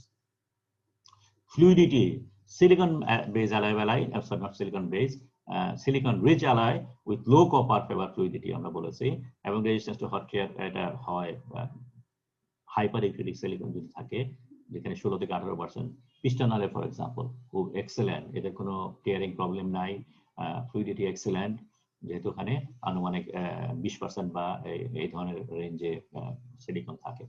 Copper alloy হলে পরেই সমস্যা। ড্রস এন্ড গ্যাস ফরমেশন এটা একটা কমন একটা প্রবলেম অ্যালুমিনিয়াম অ্যালয়ের বেলায়, প্রবলেম আরো এগ্রাভেট করে যদি ম্যাগনেসিয়াম থাকে, because magnesium is readily form dross. So যার কারণে এই অ্যালয়গুলোর বেলায় dross formation, gas absorption very high in aluminium alloy, so porosity formation একটা ক্রিটিক্যাল ইস্যু, যার ফলে design of gating system is very critical. Melting and pouring practice is also is very critical. Pressure tightness অ্যাপ্লিকেশনে যদি আমরা use করি pump housing etcetera, এই সমস্ত ক্ষেত্রে তাহলে পরে আমাদের স্পেশাল প্রিকশন নিতে হবে, বিকজ অক্সাইড যেটা আছে সেই অক্সাইডটা যদি লম্বা থাকে, থ্রু আউট ক্রস সেকশন যদি হয় তাহলে পরে 12টা বেজে গেল। At the same time cavity যদি ফর্ম করে সেটা লোকালাইজ ক্যাভিটি যদি হয় extended throughout the cross section, and at the same time dispersed porosity যেগুলো ফর এক্সাম্পল অ্যালুমিনিয়াম ম্যাগনেসিয়াম আলয় যেগুলো আমাদের আছে, সো ম্যাগনেসিয়াম যে ফিল্ম যেগুলো আছে সেগুলো খুব চারিদিকে ছড়া থাকে এবং লিকুইডটা ভেরি থিক, যার কারণে এটি ধরে ক্যাভিটি যেটা ফর্ম করে বা পোর্স যেগুলো থাকে সেগুলো চারিদিকে ছড়িয়ে ছিটিয়ে থাকে, এবং ইন্টারকানেক্টেড যদি হয় তাহলে পরে প্রেসার অ্যাপ্লিকেশন 12টা বেজে গেল। সো এই ধরনের জিনিসগুলো চিন্তা করতে হবে during design of getting system and feeding system. Melting practice তাহলে আমাদের কি পয়েন্টস যেটা চিন্তা করতে হবে সেটা হলো everything should be clean and dry. So casting এর আগে ফর এক্সাম্পল যে আমরা যে ডিভাইস নিয়ে আমরা লিকুইডটা ঢালি, সো সেই ডিভাইস অন্যান্য যত টুলস আছে যেমন শেক করি, all tools to be dried and coated with refractory lining. Normally আমি যেটা করি, আমাদের এখানে যেহেতু রিফ্র্যাক্টরি কোটিং অ্যাভেলেবল না, আমি যেটা বলি সেটা হলো চুনের পানিতে আগে ডুবে রাখো। চুনের পানিতে ডুবে রাখলে পরে চুনের পানিটা পড়ে গেল, তারপরে একে ড্রাই করলে পরে চারিদিকে সুন্দর একটা ক্যালসিয়াম অক্সাইডের কোটিং জেনারেট করে, এবং এই কোটিংটা তখন লোহার যে রড যেটা আমরা ইউজ করছি সেটা প্রোটেক্ট করে যখন আমি এটা দিয়ে অ্যালুমিনিয়ামকে নাড়াই। So keep the temperature low until pouring, যাতে করে মিনিমাম গ্যাস absorb করা থাকে। Avoid water vapor and other hydrogen bearing wet gases whenever possible. So mold should be very dry, everything should be very dry and at the same time আরো একটা জিনিস আমি যেটা বলি সেটা হলো never cast aluminium in a rainy day. So rainy day যদি হয় অর্থাৎ অ্যাটমসফিয়ারে যদি atmosphere is saturated with moisture, সেই সমস্ত ক্ষেত্রে অ্যালুমিনিয়াম কাস্টিং করলে পরে পোরোসিটি ফ্রি কাস্টিং করা এক্সট্রিমলি ডিফিকাল্ট, যেহেতু প্রচুর গ্যাস অ্যাবজর্ব করে, ময়েশ্চার অ্যাবজর্ব করে। So do not hesitate and start more than absolutely necessary. অ্যালুমিনিয়ামের উপরে যে অক্সাইড একটা লেয়ার পরে, সেই লেয়ারটা যতদূর পারা যায় এটা প্রোটেক্ট করবা। কন্টিনিউয়াসলি নাড়াইতে হবে, নাড়ায় সারফেসটা ভেঙে ফেলা এটা কখনোই চেষ্টা করতে হবে না, ঠিক আছে? Use adequate flushing and fluxing practice. So degassing is vital in aluminium casting. So degassing তুমি যেভাবেই করো, আইদার ফ্লাশিং করো with inert gas or solid reagent use করো, যেটাই করো তোমাকে অ্যাডিকুয়েট ফ্লাশিং প্র্যাকটিস করতে হবে, ফ্লাক্সিং প্র্যাকটিস করতে হবে। Skin the surface only when ready to poor. Just pouring এর আগ মুহূর্তে উপর থেকে অক্সাইড গ্রসটাকে সরিয়ে ফেলে ইমিডিয়েটলি পোর করতে হবে। Avoid turbulence when pouring. So pouring করার সময় টার্বুলেন্স এটা অ্যাভয়েড করতে হবে। Use proper pouring temperature and pouring practice. Okay, this is তো বলার অপেক্ষা রাখে না। Pouring temperature always associated with casting properties. So adequate pouring, proper pouring temperature should be maintained and pouring practice should be maintained. So তাহলে typical melting practice অ্যালুমিনিয়ামে কি করতে হয়? Firstly melt under the cover of dross of flux, ঠিক আছে? Continue charging until melt is complete. Add more flux as necessary. Do not exceed temperature 750। তার মানে melting এর সময়ই যখন মোটামুটি মেল্টিং শুরু হয়ে যাচ্ছে তখন চাই উপরে একটা ড্রস কভার দিতে, ফ্লাক্সিং কভার দেওয়া। ড্রস কভার না, সরি, ফ্লাক্সিং কভার। কভারিং ফ্লাক্স কিনতে পাওয়া যায় অ্যালুমিনিয়ামের জন্য। ফ্লাক্স কি, সেগুলা ফসিকেও বা এই ধরনের কোম্পানির প্রোপ্রাইটারি ফ্লাক্স পাওয়া যায়, সেটা উপরে দিয়ে দেওয়া। দেন ডিগ্যাস, মেল্টিং হয়ে গেলে পরে ডিগ্যাস, allow to stand about 5 minutes, add more flux, skim of the slab। তার মানে লিকুইড ম্যাটার, লিকুইড হয়ে গেছে, এখন ডিগ্যাসিং করা। ডিগ্যাসিং করা বিভিন্ন ওয়েতে করা যায় আমরা জানি। আইদার ইনার্ট গ্যাস ব্লো করা, অথবা বিভিন্ন ধরনের ট্যাবলেট পাওয়া যায় সেটা অ্যাড করা, অথবা সামটাইমস শুধুমাত্র নাড়ানো, আধা ঘন্টা ধরে লিকুইড মেটাল হোল্ড করে লিকুইড মেটালকে নাড়ানো হয়। কমার্শিয়াল প্র্যাকটিস হলে এটা, যেহেতু এটা কোনো খরচ একদমই লাগে না। সো যে ওয়েতে করো না কেন ডিগ্যাসিং করো, ডিগ্যাসিং করার পরে just stand for 5 minutes and add more flux। Flux দেওয়ার পরে skim off the flux, it separate grain refiner has to be added. তাহলে পরে এই ডিগ্যাসিং এর আগে করতে হবে। সো আগে গ্রেইন রিফাইনার অ্যাড করার পরে, কারণ গ্রেইন রিফাইনার আমরা যেটা অ্যাড করি সেগুলো সবই হাইড্রোস্কোপিক, সো এগুলা ময়েশ্চার অ্যাবজর্ব করে, তার মানে লিকুইডের মধ্যে ময়েশ্চার বাড়িয়ে দেয়। যার কারণে ডিগ্যাসিংটা পরে করতে হবে। With temperature between 720 and 740, modify the alloy। যদি তার মানে কি, তাহলে স্টেজটা কি হলো? ফার্স্টলি হলো গ্রেইন রিফাইনার অ্যাড করা, ডিগ্যাসিং করা, দেন মডিফাই অ্যাড করা। এবং মডিফাইং যখন বলবো আমরা, তখন বলবো যে মডিফায়ার যেগুলো অ্যাড করা হয় সেগুলোও গ্যাস অ্যাবজর্ব করে। সুতরাং ডিগ্যাসিংটা যদি এখানে সেকেন্ড স্টেজে করে ফেলো, তাহলে পরে এই তোমার মডিফায়ারে পরে আবার করতে হবে, অথবা alternately refiner, modifier and then degassing। So এইটা এই সিকোয়েন্সটা হতে পারে। Allow to stand about 5 minutes, add more flux, skim of the flux, and check the point temperature, pour immediately। So this is the normal train for casting aluminum alloys। Casting temperature খেয়াল করো, light casting এ বলা, light casting মানে যেহেতু casting liquid metal কম, so temperature বেশি লাগে তো এবং total hit maintain করার জন্য কাস্টিং সাইজ বড় হলে temperature can be reduced. Modification আমরা আগে তোমাদের লেকচারের সময় একটু আলাপ করেছো, তারপর আমি একটু জাস্ট আস্তে করে হাইলাইট করি। সেটা হলো যে আমরা যে অ্যালুমিনিয়াম অ্যালয়ের কথা বলি, সে aluminium alloy either they are hyper eutectic alloy or either eutectic or hyper eutectic alloy, যেটাই হোক না কেন। সো দুইটা জিনিস ঘটে, একটা হলো silicon, primary silicon is there and eutectic silicon is there. So primary silicon যেটা, সেটা চাঙ্কি সাইজ, বড় বড় প্লেট টাইপের সিলিকন। আর ইউটেটিক যেটা করে সেটা হলো ল্যামেলার ইউটেটিক ফর্ম করে। So plate eutectic silicon plate থাকে ওখানে। সো এই দুইটা জিনিসই প্রপার্টিকে হ্যাম্পার করে। সো এই দুইটা প্লেটটাকে তার শেপটাকে মডিফাই করার জন্য আমরা মডিফায়ার অ্যাড করি। So change in eutectic silicon and primary silicon are necessary to remove the adverse effect of needle and plate shapes of the silicon particle। এবং transformation of silicon phase from acicular মানে যে plate shape আর middle shape যেগুলো বলতেছি, সেগুলোকে fibrous শেপে, so fine rounded পার্টিকেলে convert করা, এই প্রসেসটাকে বলে মডিফিকেশন। সো অ্যাসিকুলার শেপ থেকে ফাইব্রাস শেপে কনভার্ট করা, দিস ইজ কল্ড মডিফিকেশন। ঠিক আছে, এবং মডিফিকেশন দুই ভাবে করতে পারি অ্যাপারেন্টলি। একটা হতে পারে যে যদি আমরা র্যাপিড সলিডিফিকেশন করি, কুলিং রেট ফাস্ট করি, কুলিং রেট ফাস্ট করলে এভরিথিং বিকাম স্মল। সো এই যে এখানে যে প্রাইমারি সিলিকন পার্টিকেল যেটা বললাম সেটাও স্মল সাইজের হয়ে যায়, ইউটেটিক যেটা ফর্ম করে সেটাও ছোট সাইজ হয়ে যায়। কিন্তু খেয়াল করতে হবে যে এইগুলো কখনো শেপ চেঞ্জ হয় না। ঠিক আছে, চাঙ্কি সাইজের সিলিকন প্লেট ছোট সাইজের সিলিকন প্লেট হবে, কিন্তু it will remain as a plate. Eutectic silicon যেটা আছে সেটাও remain as a plate, but small size plate. So এটা শেপ কখনো চেঞ্জ হয় না, যার ফলে র্যাপিড সলিউশন করলে পরে সবকিছু ছোট হয়ে যায়, এক্সিডিংলি ফাইন ফর্ম, কিন্তু দে আর আনমডিফাইড। ঠিক আছে, সো যদি মডিফিকেশন করতে চাও it must be chemically done. So modifier যেটা ইউজ করা হয় only about around 0.02%, so very small amount, কিন্তু they effectively change the shape of these silicon particles. Okay, so common modifier যেটা strontium, sodium and phosphorus. ঠিক আছে, so এরা fibrous structure form করে, and আরেকটা জিনিস এখানে খেয়াল করতে হবে, they are more effective if the cooling rate is faster. So দুইটা যদি একসাথে করো তাহলে the best result can be obtained. So তুমি এই ধরনের কেমিক্যাল মডিফায়ারও দিলা, at the same time cooling rate faster করলা। ঠিক আছে, so that is much easier to modify chill casting then heavy section casting. So thin section যদি হয় মডিফিকেশন ভেরি ইজি। ওকে, তাহলে কিভাবে করে modification? Addition of strontium or sodium. So eutectic modifier যদি করতে হয়, তার মানে ইভেন ইন হাইপোসাইডেও যদি থাকে তাহলে তোমাকে সোডিয়াম এবং স্ট্রনশিয়াম অ্যাড করতে হবে, যাতে করে ইউটেটিক প্লেট গুলোকে চেঞ্জ করা। আরেকটা হলো তোমার যদি প্রাইমারি সিলিকন থাকে ফর হাইপার ইউটেটিক অ্যালয়, সেই সমস্ত ক্ষেত্রে প্রাইমারি সিলিকনকেও মডিফাই করতে হয়, এবং সেটা করে হলো phosphorus. So around 0.015% phosphorus add করলে পরে প্রাইমারি চাঙ্কি পার্টিকেল গুলো মডিফাই হয়ে যায়। তবে খেয়াল করতে হবে এই these addition increase the porosity in the casting, particularly sodium. Sodium দিলে পরে সবচেয়ে বেশি গ্যাস অ্যাবজর্পশন হয়, স্ট্রনশিয়াম দিলে একটু কম হয়, but strontium is costly. So sodium is the most commonly used modifier. Okay, ছবি যদি দেখি তাহলে these are the common aluminum, silicon, magnesium alloy, 356 alloy যেটা বলেছিলাম।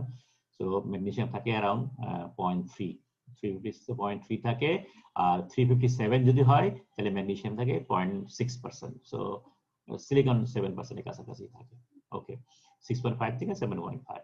সো এই ধরনের অ্যালয় যদি কাস্ট করি তাহলে, so this is the primary aluminium dendrites, and then this is the eutectics. So এটা হলো ইউটেটিক অ্যালয়, যেহেতু অনলি 7% সিলিকন আছে।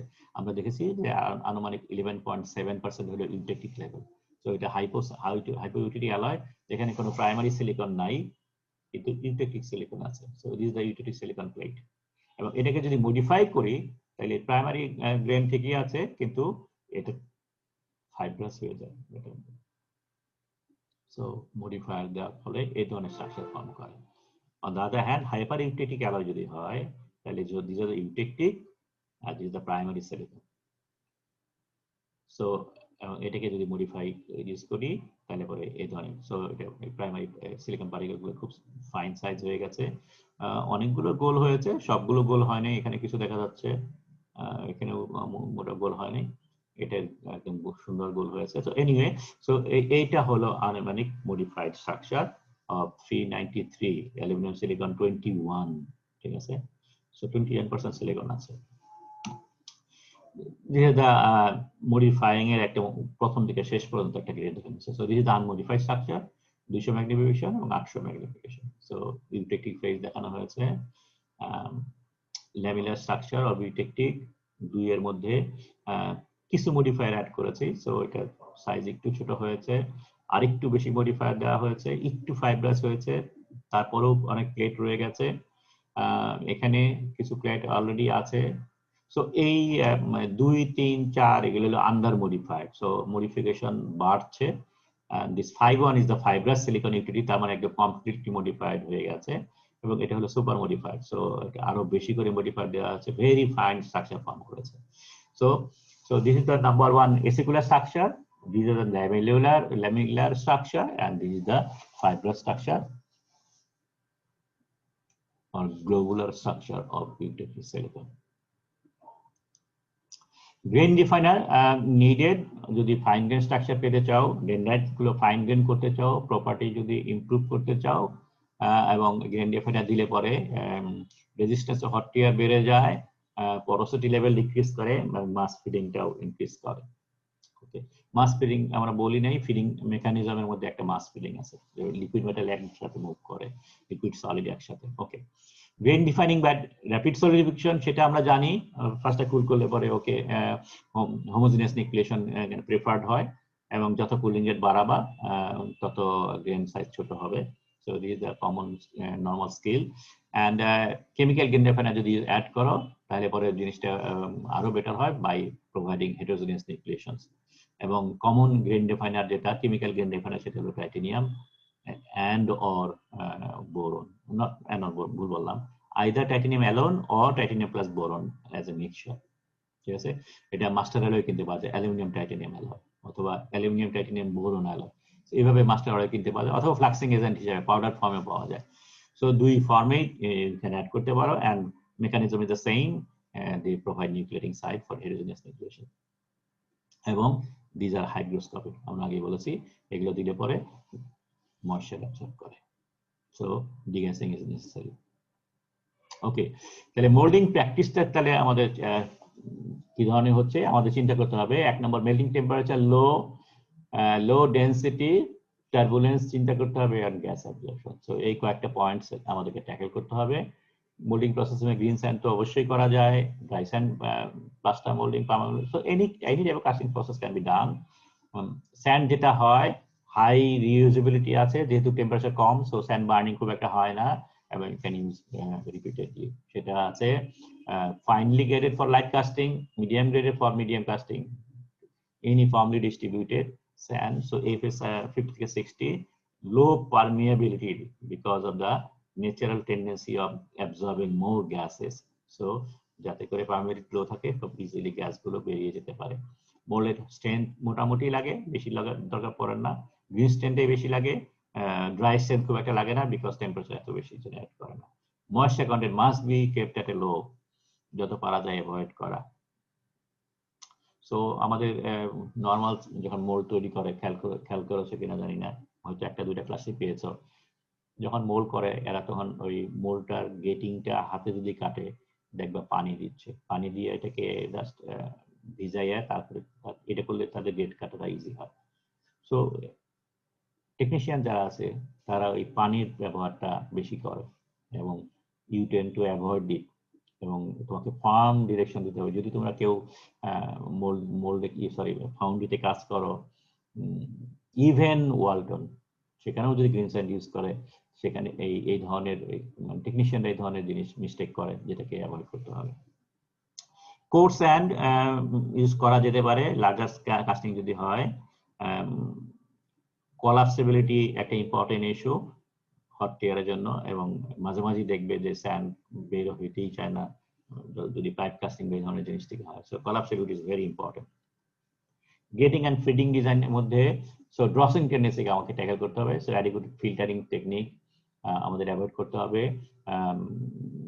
যদি প্রেফার করা যায় বটম পোরিং যদি প্রেফার করা সম্ভব হয়, এবং আনপ্রেশার সিস্টেম যদি সম্ভব হয় তাহলে সেটা অ্যালাউ করতে হবে।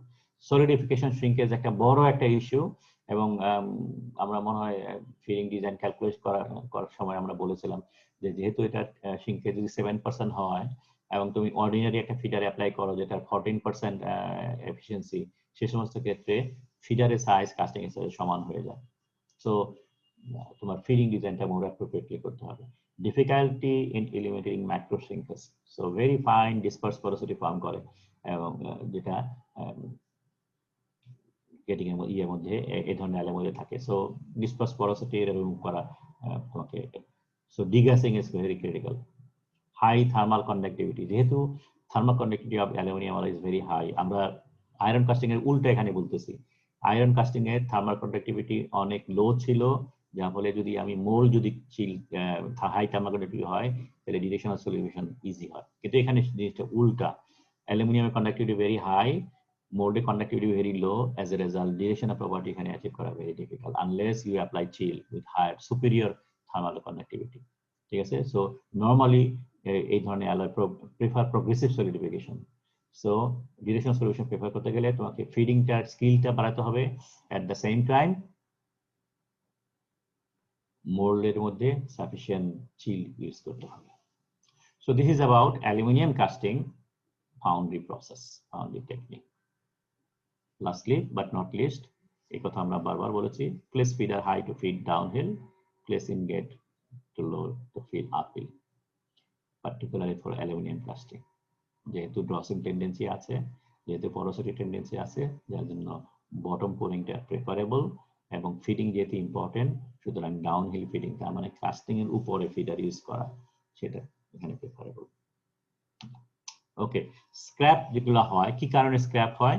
সাধারণত পিনহোল পরোসিটির কারণে হয়, গ্যাস হোলের জন্য হয়, সিঙ্কেজ ক্যাভিটি এটার জন্য হয়, যেহেতু বড় সিঙ্কেজ আছে, ফিডিং যদি ঠিকমতো না হয় তাহলে ক্যাভিটি কাস্টিং মধ্যে ঢুকে যাবে। অক্সাইড এন্ড রস, সেটা একটা বড় একটা ডিফেক্ট হতে পারে। স্যান্ড ইনক্লুশন হতে পারে যদি তুমি গেটিং ডিজাইন ঠিকমতো না করো। মিশ্রণ কোলসার, ওকে খুব একটা হয় না, এই দুটা খুব একটা পার্টিকুলারলি সিলিকনে কাস্টিং, অ্যালুমিনিয়াম সিলিকনে হলে যদি মাথায় রাখি তাহলে এটা হয় না, কিন্তু অ্যালুমিনিয়াম কপার যদি মাথায় রাখো তাহলে পরে এটা বড় একটা ইস্যু। এবং হট টিয়ার, যেহেতু অ্যালুমিনিয়াম কপার এর মধ্যে এই দুইটা বেশি হয়, fluidity is a concern and hot tearing tendency is a concern for aluminum copper alloy. Otherwise যদি অ্যালুমিনিয়াম সিলিকন alloy হয় তাহলে খুব একটা সমস্যা নেই। Okay, then let's talk about copper alloy. Copper alloy very costly একটা alloy, সুতরাং সব জায়গায় ইউজ করা যায় না। স্পেশাল কতগুলো ক্ষেত্রে যদি আমি করোশন রেজিস্ট্যান্স পেতে চাই সস্তায়, স্টেনলেস স্টিল আরো কস্টলি, এবং at the same time corrosion and mechanical property একটু বেটার যদি চাই, তাহলে কেবলমাত্র কপার অ্যালয় ইউজ করা যেতে পারে। ঠিক আছে, ওকে। অ্যাডিশনাল বেনিফিট হইতেই পারে, কাস্টেবিলিটি ভালো, ফেব্রিকেবিলিটি ভালো, মেশিনেবিলিটি খুবই ভালো, করোশনের সাথে কথা বলেছি, রিজনেবল কস্টে, মেকানিক্যাল টাইপোলজিক্যাল প্রপার্টি ভালো, বায়োফাউলিং রেজিস্ট্যান্স ভালো। বায়োফাউলিং বলতে মিন করা হচ্ছে যে মেরিন অ্যাপ্লিকেশনের মধ্যে সাধারণত যদি পানিতে সি ওয়াটারের মধ্যে যদি ডুবানো থাকে অথবা কোনো নর্মাল ওয়াটারে ডুবানো থাকে তাহলে যদি আস্তে আস্তে ব্যাকটেরিয়া জমতে থাকে, সো এই বায়োলজিক্যাল এজেন্ট যেগুলো আছে সেটার মাধ্যমে এটার যে প্রপার্টি ডিগ্রেড করা, সারফেস প্রপার্টি, সেটা যাতে না হয় সেটার ব্যবস্থা এই ধরনের অ্যালয় খুব একটা হয় না। ইলেকট্রিক্যাল থার্মাল কন্ডাক্টিভিটি ভালো, and spectrum attractive colour, colouring একটা ইম্পর্টেন্ট ইস্যু। মনে আছে আমাদের একসময় একটা পার্টি এসেছিল যে তারা কাস্টিং করে, কিন্তু এটা কাস্টিং এর যে নেচারটা, যে ধরনের কালার হওয়ার কথা, পার্টি যে কালারটা লাইক করে কাস্টমাররা, বায়াররা, সেই কালারটা হচ্ছে না, কালার নষ্ট হয়ে যাচ্ছে কিছুদিন পর পর। সেটা কিভাবে দূর করা যায়? So colour is an important issue in copper base alloy. Cost is a factor. Okay, obviously aluminum alloys are not, sorry, copper based alloy are not used unless they are special advantage, উপরে যেগুলো বললাম সেগুলো required, otherwise অন্যান্য alloy is there. বিভিন্ন ধরনের alloy আছে, আমরা তোমরা এটা উল্লেখ করেছো। ব্রাস একটা most commonly used alloy, bronze expensive alloy ব্রাসের তুলনায়, সো স্পেশাল কিছু ওয়্যারেজ অ্যাপ্লিকেশনের জন্য এটা ইউজ হতে পারে। দি মোস্ট কমন অ্যালয় যেটা, সেটা হলো গান মেটাল। ঠিক আছে, এটা রিজনেবলি স্ট্রেংথ আছে, যেহেতু কিছু টিন আছে, লেড আছে, লেড দিলে মেশিনেবিলিটি বেটার হয়। So we have a good combination of castability, machinability and strength with a good resistance to corrosion. So this is the most important alloy, যেটা আমাদের যত ধরনের পাইপ ফিটিংস আছে, যত ধরনের পাইপ ফিটিংস আছে, প্রেসারের অ্যাপ্লিকেশন যত ধরনের আছে, valves and pumps and bearings, সেই সমস্ত জায়গায় এটা অ্যাপ্লাই করা হয়। সো গান মেটালের দিকে আমরা পার্টিকুলার অ্যাটেনশন দেব। And then there is other alloys যেগুলো আছে। Okay, you can see that. Okay, foundry practice. Number one, very high specific gravity, so density is very high.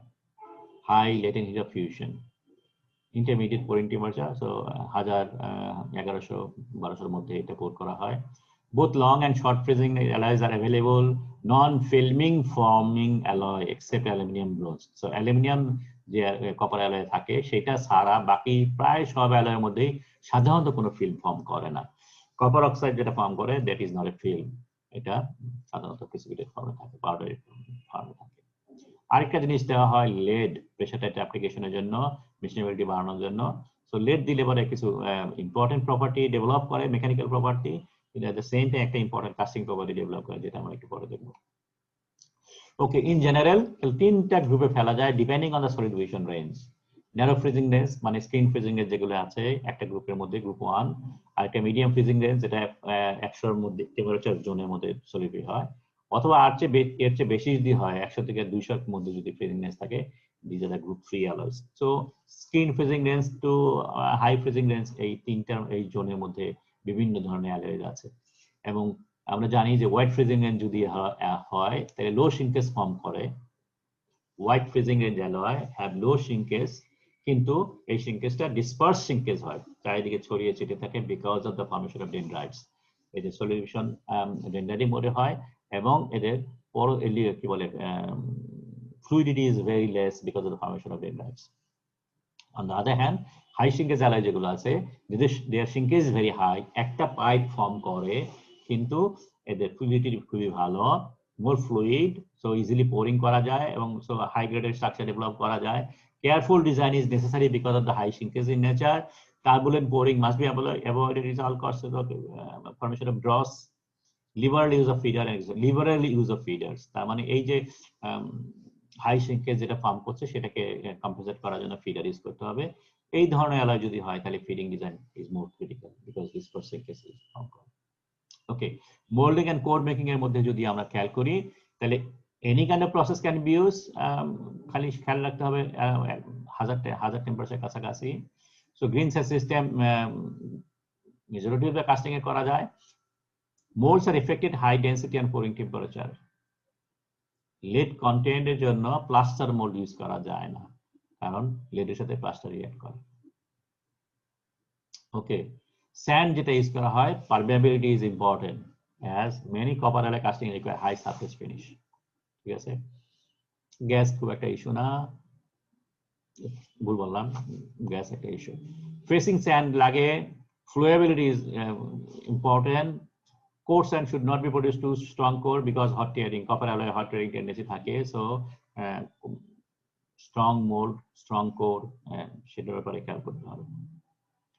Getting feeding design, general principle can be used. Turbulence এটা avoid করতে হবে, particularly copper alloy having aluminum সেটা। So unpressurized, slightly pressurized system can be used, এবং আমরা বলেছিলাম রানার feeder মানে getting design করেও running feeding system করা যায়, আমরা কয়েকটা এক্সাম্পল দেখেছিলাম, সেই ধরনের সিস্টেম এখানে ইউজ করা যেতে পারে। Okay, because of the presence of readily oxidative element, number 1 zinc, number 1 aluminium, so dross form করে, জিঙ্ক না অ্যালুমিনিয়াম ম্যাগনেসিয়াম এগুলো ড্রস ফর্ম করে এবং দে শুড বি রিমুভড। এবং সুবিধা যেটা হলো যে being dense alloy, copper alloy is a density very high density, যার কারণে অক্সাইড বা এই ধরনের ড্রস যেগুলো ফর্ম করে দেয় লাইটার। এজ এ রেজাল্ট তুমি যদি একটু অপরচুনিটি দাও, they tend to float and easily remove. So bottom gating system, dross trap, strainer এগুলো ইউজ করা যেতে পারে। Solidifying characteristics are not favorable for efficient feeding. So high solidifying shrinkage, long freezing range আমরা বলেছি, so generous feeding exosomes pairing can be used. Melting practice critical. Melting of copper and copper based alloy present special problem. দুই ধরনের alloy আছে, দুই ধরনের alloy দুই ধরনের problem face করে। Molten copper dissolve both oxygen and hydrogen, এবং এই অক্সিজেন হাইড্রোজেন যদি ডিসলভ থাকে they tend to form water. So তিন ধরনের gas forming elements is there, যার কারণে porosity removal is critical. Most of the alloy contain readily oxidizable elements, so dross forming tendency is also there. So presence of copper and other metal oxide cause embrittlement effect, so lower melting quality, metal quality. Special melting and metal treatment technique has been developed to deal with these effects. So তাহলে কি কি effect হলো? এক নম্বর হলো গ্যাসের একটা problem, একটা হলো ড্রসের একটা প্রবলেম। সো এই দুইটা প্রবলেম ট্যাকেল করার জন্য আমাদের বিভিন্ন ধরনের টেকনিক ইউজ করতে হয়। সো মেল্টিং কি হলো? Before charging copper must be clean, degassed to avoid any hydrogen contamination. Clean and dry crucible, lead, plunger, slag, even furnace as well. If furnace and refractories. Crucible should be preheated before charging. So crucible বা furnace যেটা বলছি, it should be preheated, এবং charging এর আগে এটাকে preheat করে নিতে হবে to minimize the time that copper solid is unprotected by slag plus. So দুই ধরনের মেল্টিং টেকনিক ইউজ, উল্টা। একটা হলো ফার্স্টলি মেল্ট অক্সিডাইজিং অ্যাটমসফিয়ার, তার মানে উপরে কোনো খাবার টাবার কিছু নাই, জাস্ট মেল্ট ইট। সো যেহেতু অক্সিডাইজিং অ্যাটমসফিয়ার হইলে পরে হাইড্রোজেন এবং অন্যান্য গ্যাস যেগুলো আছে সেগুলো গ্র্যাজুয়ালি রিমুভ করে যাবে। হাইড্রোজেন ময়েশ্চার ফর্ম করবে prior to casting, oxygen in solution is removed by deoxidizer. Solution oxygen is then precipitated out by dispersion. তার মানে কি হলো, ফার্স্টলি অক্সিডাইজিং পিরিয়ডের মধ্যে তুমি মেল্টিং করলা, তারপরে ডিঅক্সাইডার অ্যাড করে অক্সিজেনকে সরিয়ে ফেললা, তারপরে তোমাকে oxygen is then precipitated out at disperse, deoxidation করা। সো ফার্স্টলি অক্সিডাইজিং অ্যাটমসফিয়ারে ডিগ্যাসিং করা, দেন ডিঅক্সিডেশন করা অফ অক্সাইড পার্টিকেল। আর এটার মধ্যে উল্টা, রিডিউসিং অ্যাটমসফিয়ারে তোমার মেল্টিং করা, ঠিক আছে, যাতে করে decrease the formation of dross. So reducing atmosphere, so no oxide will form, no dross will form. Hydrogen removal is then attempted just before casting by adding suitable degasser, normal deoxidation থেকে। So একটা হলো firstly oxidizing অ্যাটমসফিয়ারে করা, দ্বিতীয়টা হলো reducing অ্যাটমসফিয়ারে করা। Okay, degassing, hydrogen remove by bubbling of inert gas, সেটা হতে পারে this can be done by argon or nitrogen. Argon is preferable but it is costly, যার জন্য নাইট্রোজেন করা হয়। 70 litres argon per 10 kg casting এর জন্য। আরেকটা হলো সলিড ডিঅক্সাইড অ্যাড করা, তার মানে ট্যাবলেট ফর্মে পাওয়া যায়। ফসিকিও বা এই ধরনের কোম্পানির তোমার অ্যালুমিনিয়ামের জন্য ডিগ্যাসার কি, কপার অয়েলের জন্য ডিগ্যাসার কি, ইভেন কপারের ডিফারেন্ট অ্যালয়ের জন্য ডিফারেন্ট ডিগ্যাসার, সেগুলো বাজারে কিনতে পারবে। Just you add them. So treatment takes 3 to 10 minutes depending on the size of the melt. Some loss of temperature occurs, so temperature should be carefully monitored. Minimum temperature practicable should be used. Deoxidation, deoxidate combines with the dissolved oxygen in the metal. So phosphorus is the most effective deoxidizer for copper resolver. So dissolved oxygen remove করতে গেলে পরে phosphorus remove করতে হয়। আর finally sometimes যদি বেশি ডিগ্যাসার থাকে তাহলে ফসফরাসের পরে আবার ক্যালসিয়াম বোরাইড বা লিথিয়াম বেস ডিঅক্সিডেশন, দুইটা একসাথে অ্যাড করা। Precise quantity depends on melting প্র্যাকটিসের উপর। তাহলে পরে দুইটা মেটালে আলাদা আলাদা একটু চিন্তা করি, একটা হলো ব্রাস আর একটা হলো গান মেটাল, ঠিক আছে। ব্রাসের এক ধরনের সমস্যা, গান মেটালের আরেক ধরনের সমস্যা। ব্রাস হলে বেসিক্যালি কপার জিঙ্ক কালার, ঠিক আছে। এটার সমস্যাটা কি? Because of the zinc. Zinc melting boiling point হলো 907, আমরা কপার অ্যালয় পোর করি ধরো অ্যারাউন্ড 1100। সো ওই টেম্পারেচারের মধ্যে জিঙ্ক ডিগ্যাসিং মানে জিঙ্ক ভেপার ফর্ম করে। সো এই জিঙ্ক ভেপারটা ফর্ম করার সাথে সাথে ডেসকেট করতে থাকে অ্যাটমসফিয়ারে। সো এবং অ্যাটমসফিয়ারে আসতে পরেই এই জিঙ্ক ভেপারটা জিঙ্ক অক্সাইড ফর্ম করে। সো এটাকে বলে zinc fair. So zinc fair হলে পরে সুবিধা আছে অসুবিধা আছে। সুবিধাটা যেটা সেটা হলো জিঙ্ক ফেয়ার হলে জিঙ্ক ভেপার যখন চলে যায়, তো এটা একটা প্যাসিভ কি বলে এটাকে ইনার গ্যাস ব্লোয়িং যেটা হয় সেই ধরনের। সো গ্যাসটা বেরিয়ে যাচ্ছে, সাথে সাথে যত ধরনের ডিজলভ গ্যাস আছে সবগুলো নিয়ে বেরিয়ে যাচ্ছে। So your metal should be clean. So এটা একটা সুবিধা। অসুবিধা যেটা হলো জিঙ্ক লস হচ্ছে। So use of a natural or reducing atmosphere is not related. So oxidizing atmosphere is না করে natural atmosphere আমরা use করতে পারি, or neutral or reducing atmosphere. Oxidizing atmosphere must be avoided since it will cause more zinc losses. Zinc can also be lost through volatilization. So liquid flask cover is needed. So volatilization zinc flare যাতে না হয় অথবা limited এর জন্য হয়, সেজন্য flask cover is essential. To avoid zinc loss, charge should be melted as quickly as possible, not to be allowed to overheat. So these are the precautions should be taken. How it is done? Step গুলো যদি আমি দেখি, brass casting এর জন্য যেটা করতে হয়, firstly heat up the crucible or furnace. So no moisture should be there. Place fluxing agent in the bottom of the crucible or furnace. যদি আমি ট্যাবলেট বা এই ধরনের সলিড ফ্লাক্সিং এজেন্ট ইউজ করি, তাহলে ফার্নেসের বটমে এটা রেখে তারপরে চার্জিং করা, ঠিক আছে। Charge ingot and caps melt down as rapidly as possible, maintaining an intact cover of fuse flask. So flask গুলো ফিউজ হয়ে যাবে, উপরে একটা লেয়ার ফর্ম করবে, ফ্লাস্কের লেয়ার ফর্ম করবে, এবং এই ফ্লাস্কের লেয়ারটা উপরে রাখতে হবে ডিউরিং মেল্টিং অপারেশন। সো আমরা রিডিউসিং অ্যাটমসফিয়ারে করতেছি। তাহলে ফ্লাক্সিং আমরা এই ট্যাবলেট যদি না দেই, পাউডার যদি দেই, তাহলে পরে লিকুইড মেটাল যখন সেমি সলিড হতে থাকবে, জাস্ট গলা শুরু হয়ে গেছে, তখন উপরে পাউডার গুলো ছড়িয়ে ছিটিয়ে দিতে হবে। This should be added at the same rate as soon as the first part of the charge start pesty conditions. Bring the metal up to pouring temperature and avoid overheating. Immediately to pouring, prior to pouring, plants deoxidizing agent.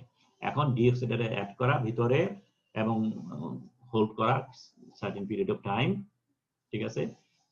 তারপরে when the metal is correct pouring temperature, pour the metal immediately underneath the flask to reduce flaring. তার মানে জিনিসটা কি হচ্ছে, তাহলে firstly আমি যদি solid deoxidiser দেই, সলিড ফ্লাক্সিং এজেন্ট দেই, তাহলে আগে দেব, তারপরে চার্জ করব। অথবা যদি আমি পাউডার দেই, তাহলে পরে আগে চার্জ করব, যখন চার্জ গলা শুরু হবে উপরে কাভার, পুরোটা কাভার দিতে হবে ফ্লাক্সিং পাউডার দিয়ে। তারপরে যখন গলে গেল, গলে যাওয়ার পরে টেম্পারেচার মোটামুটি পোরিং টেম্পারেচার কাছাকাছি রাখবো, রাখার পরে পোরিং এর আগ মুহূর্তে আমি ডিঅক্সিডাইজার অ্যাড করব। ডিঅক্সিডাইজার অ্যাড করে নিচে রেখে উপরে ফ্লাস্ক কভারটা মানে এটাকে ড্যামেজ না করেই নাড়াবো, ঠিক আছে? নাড়িয়ে মোটামুটি ফ্লাক্স এই ডিঅক্সিডাইজারটাকে মিক্সিং করে তারপরে জাস্ট ঢেলে দেব। উপরে ফ্লাস্ক কভারটা থাকবে, ফ্লাস্কটা সরিয়ে ফেলতে হবে না, ফ্লাস্ক কভারটা থাকবে এবং জাস্ট নিচে থেকে টিপের থেকে একটু ফ্লাস্কটা সরিয়ে নিয়ে এটা দিয়ে দিতে হবে, যাতে করে জিঙ্ক ভেপার যেটা আছে সেটা যেন অ্যাটমসফিয়ারের সাথে কোনো সংস্পর্শে না থাকে, ফ্লেয়ার যাতে কম হয়। তো এই হলো ব্রাশ কাস্টিং এর ব্যাপারে কিভাবে কাস্টিং করতে হবে।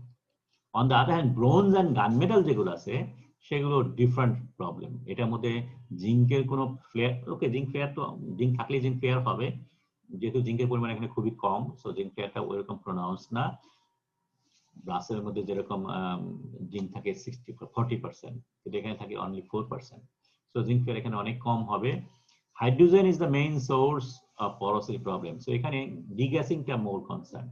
হাইড্রোজেন সোর্স থাকে, হাইড্রোজেন ময়েশ্চার হয়ে যায়, so it can cause severe porosity in casting due to steam reaction with dissolved oxygen in the melt.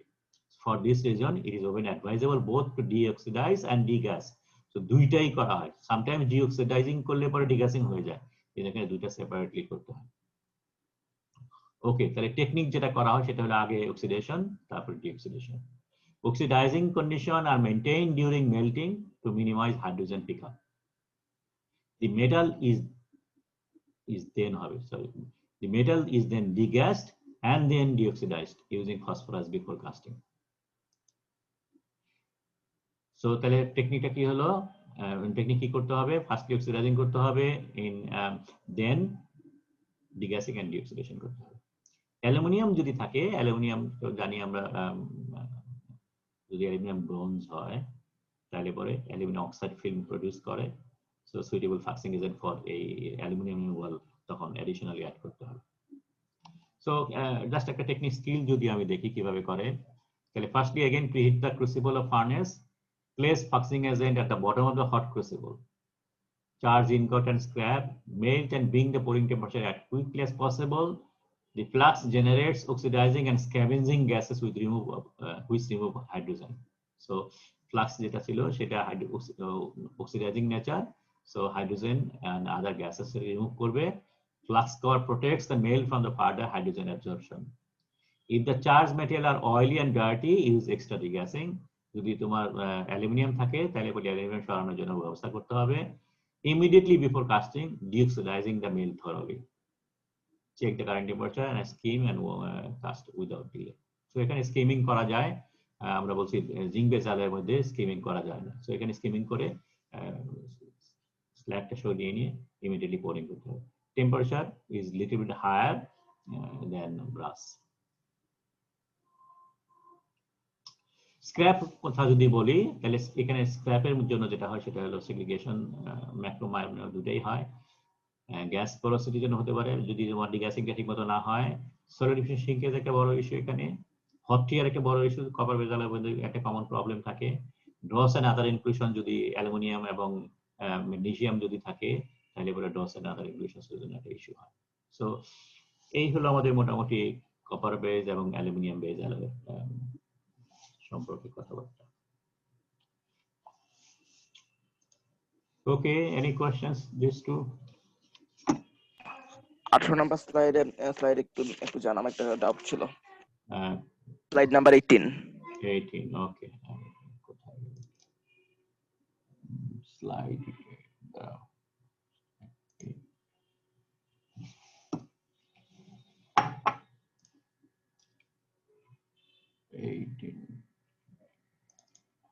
এটা this one প্রবাবলি, কিন্তু এটা কি স্যার এই স্লাইডে নাকি স্যার এর আগের স্লাইডটাতে? বুঝতে পারছি না, আমার একটা ডাউট ছিল কিন্তু এই ডাউটটা এখন খুঁজে পাচ্ছি না। আমি আমার স্যার নোটটা একটু চেক করছি।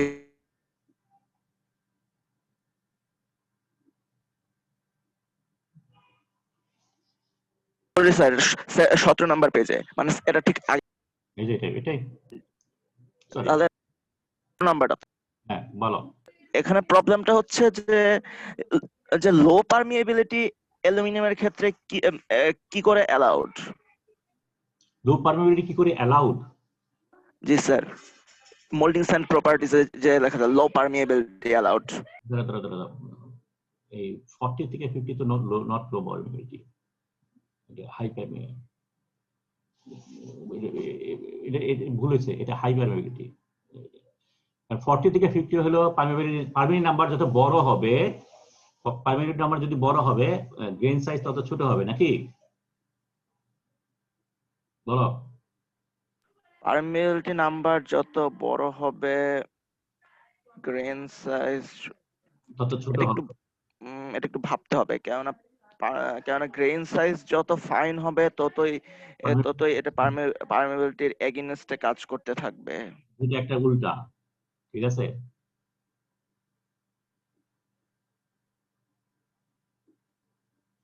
এখানে এখানে একটা ধরা যায়, সেটা হলো যে কম্পেয়ার টু আয়রন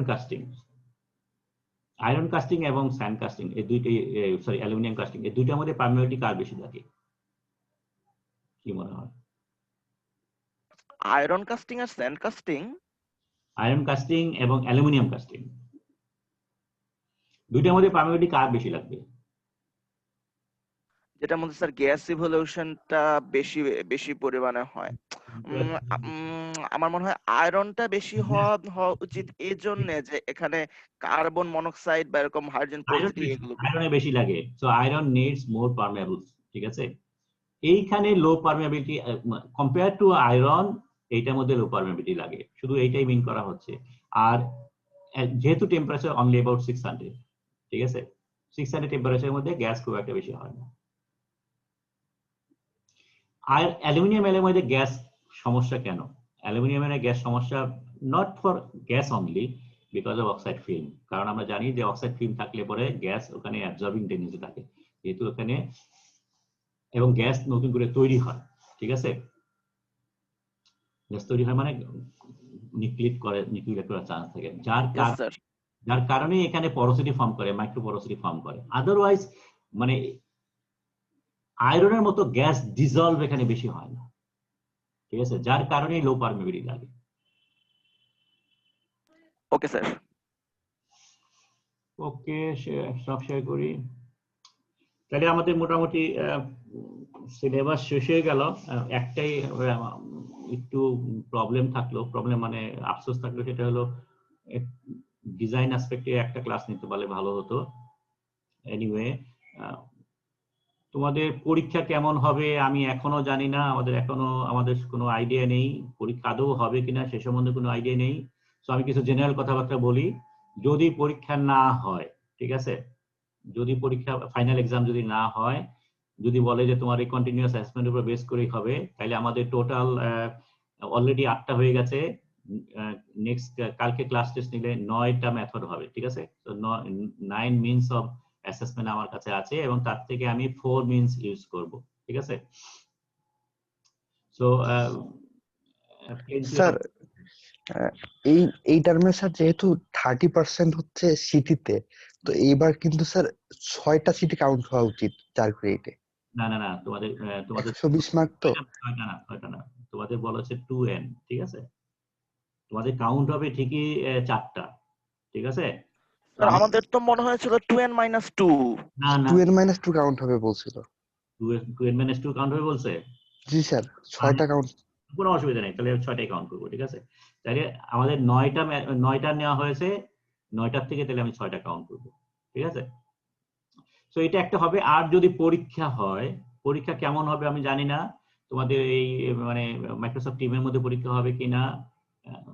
যদি পরীক্ষা হয় তাহলে পরে আমরা এই তোমাদের ক্লাস রিপ্রেজেন্টের সাথে ই করে একটা টাইম সেট করে আমরা কোনো একদিন সবাই মিলে আবার বসবো, বসে নিয়ে কি ধরনের প্রশ্ন হবে, কি ধরনের ই হবে সেটা নিয়ে আমরা একটু আলাপ করবো, ঠিক আছে? স্যার একটা কোয়েশ্চেন ছিল। বলো।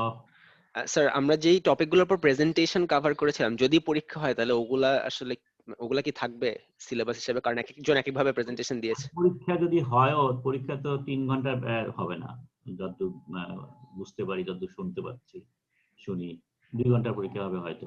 সেই সমস্ত ক্ষেত্রে হয়তো আমরা তোমাদের প্রেজেন্টেশন গুলো অ্যাভয়েড করব। জি স্যার। আমরা বলে দেবো, ওই যে যদি ওই ক্লাসটা নেই তাহলে ক্লাসে বলে দেবো কি ধরনের কোন সিলেবাসটার উপর পরীক্ষা হবে, ঠিক আছে? ওকে স্যার। ওকে, তাহলে পরে গুড লাক। স্যার বলো। স্যার এই রেকর্ডিং গুলো আপলোড করে দিবেন না? হ্যাঁ, অবশ্যই আপলোড করবো, অবশ্যই আপলোড করবো। আমি একটু হয়তো উইকেন্ডে আমি আমার যত আপলোড করা যা যা আছে সব আপলোড করে দেবো। তারপরে তোমরা দেখো, দেখার পরে যদি মনে করো যে কোনো একটা বাদ পড়ে গেছে আমাকে জানাও। স্যার সিটির সিলেবাসটা কাইন্ডলি আরেকবার বললে ভালো। সিটির সিলেবাস হলো lecture 37, 38, 41, 42। Thanks sir. Okay. Then best of luck. See you hopefully next semester হয়তো সামনাসামনি আমরা নিতে পারবো সেই অ্যাডভান্স এক্সপেকটেশনের মাধ্যমে আমরা শেষ করছি। খোদা হাফেজ। আসসালামু আলাইকুম স্যার।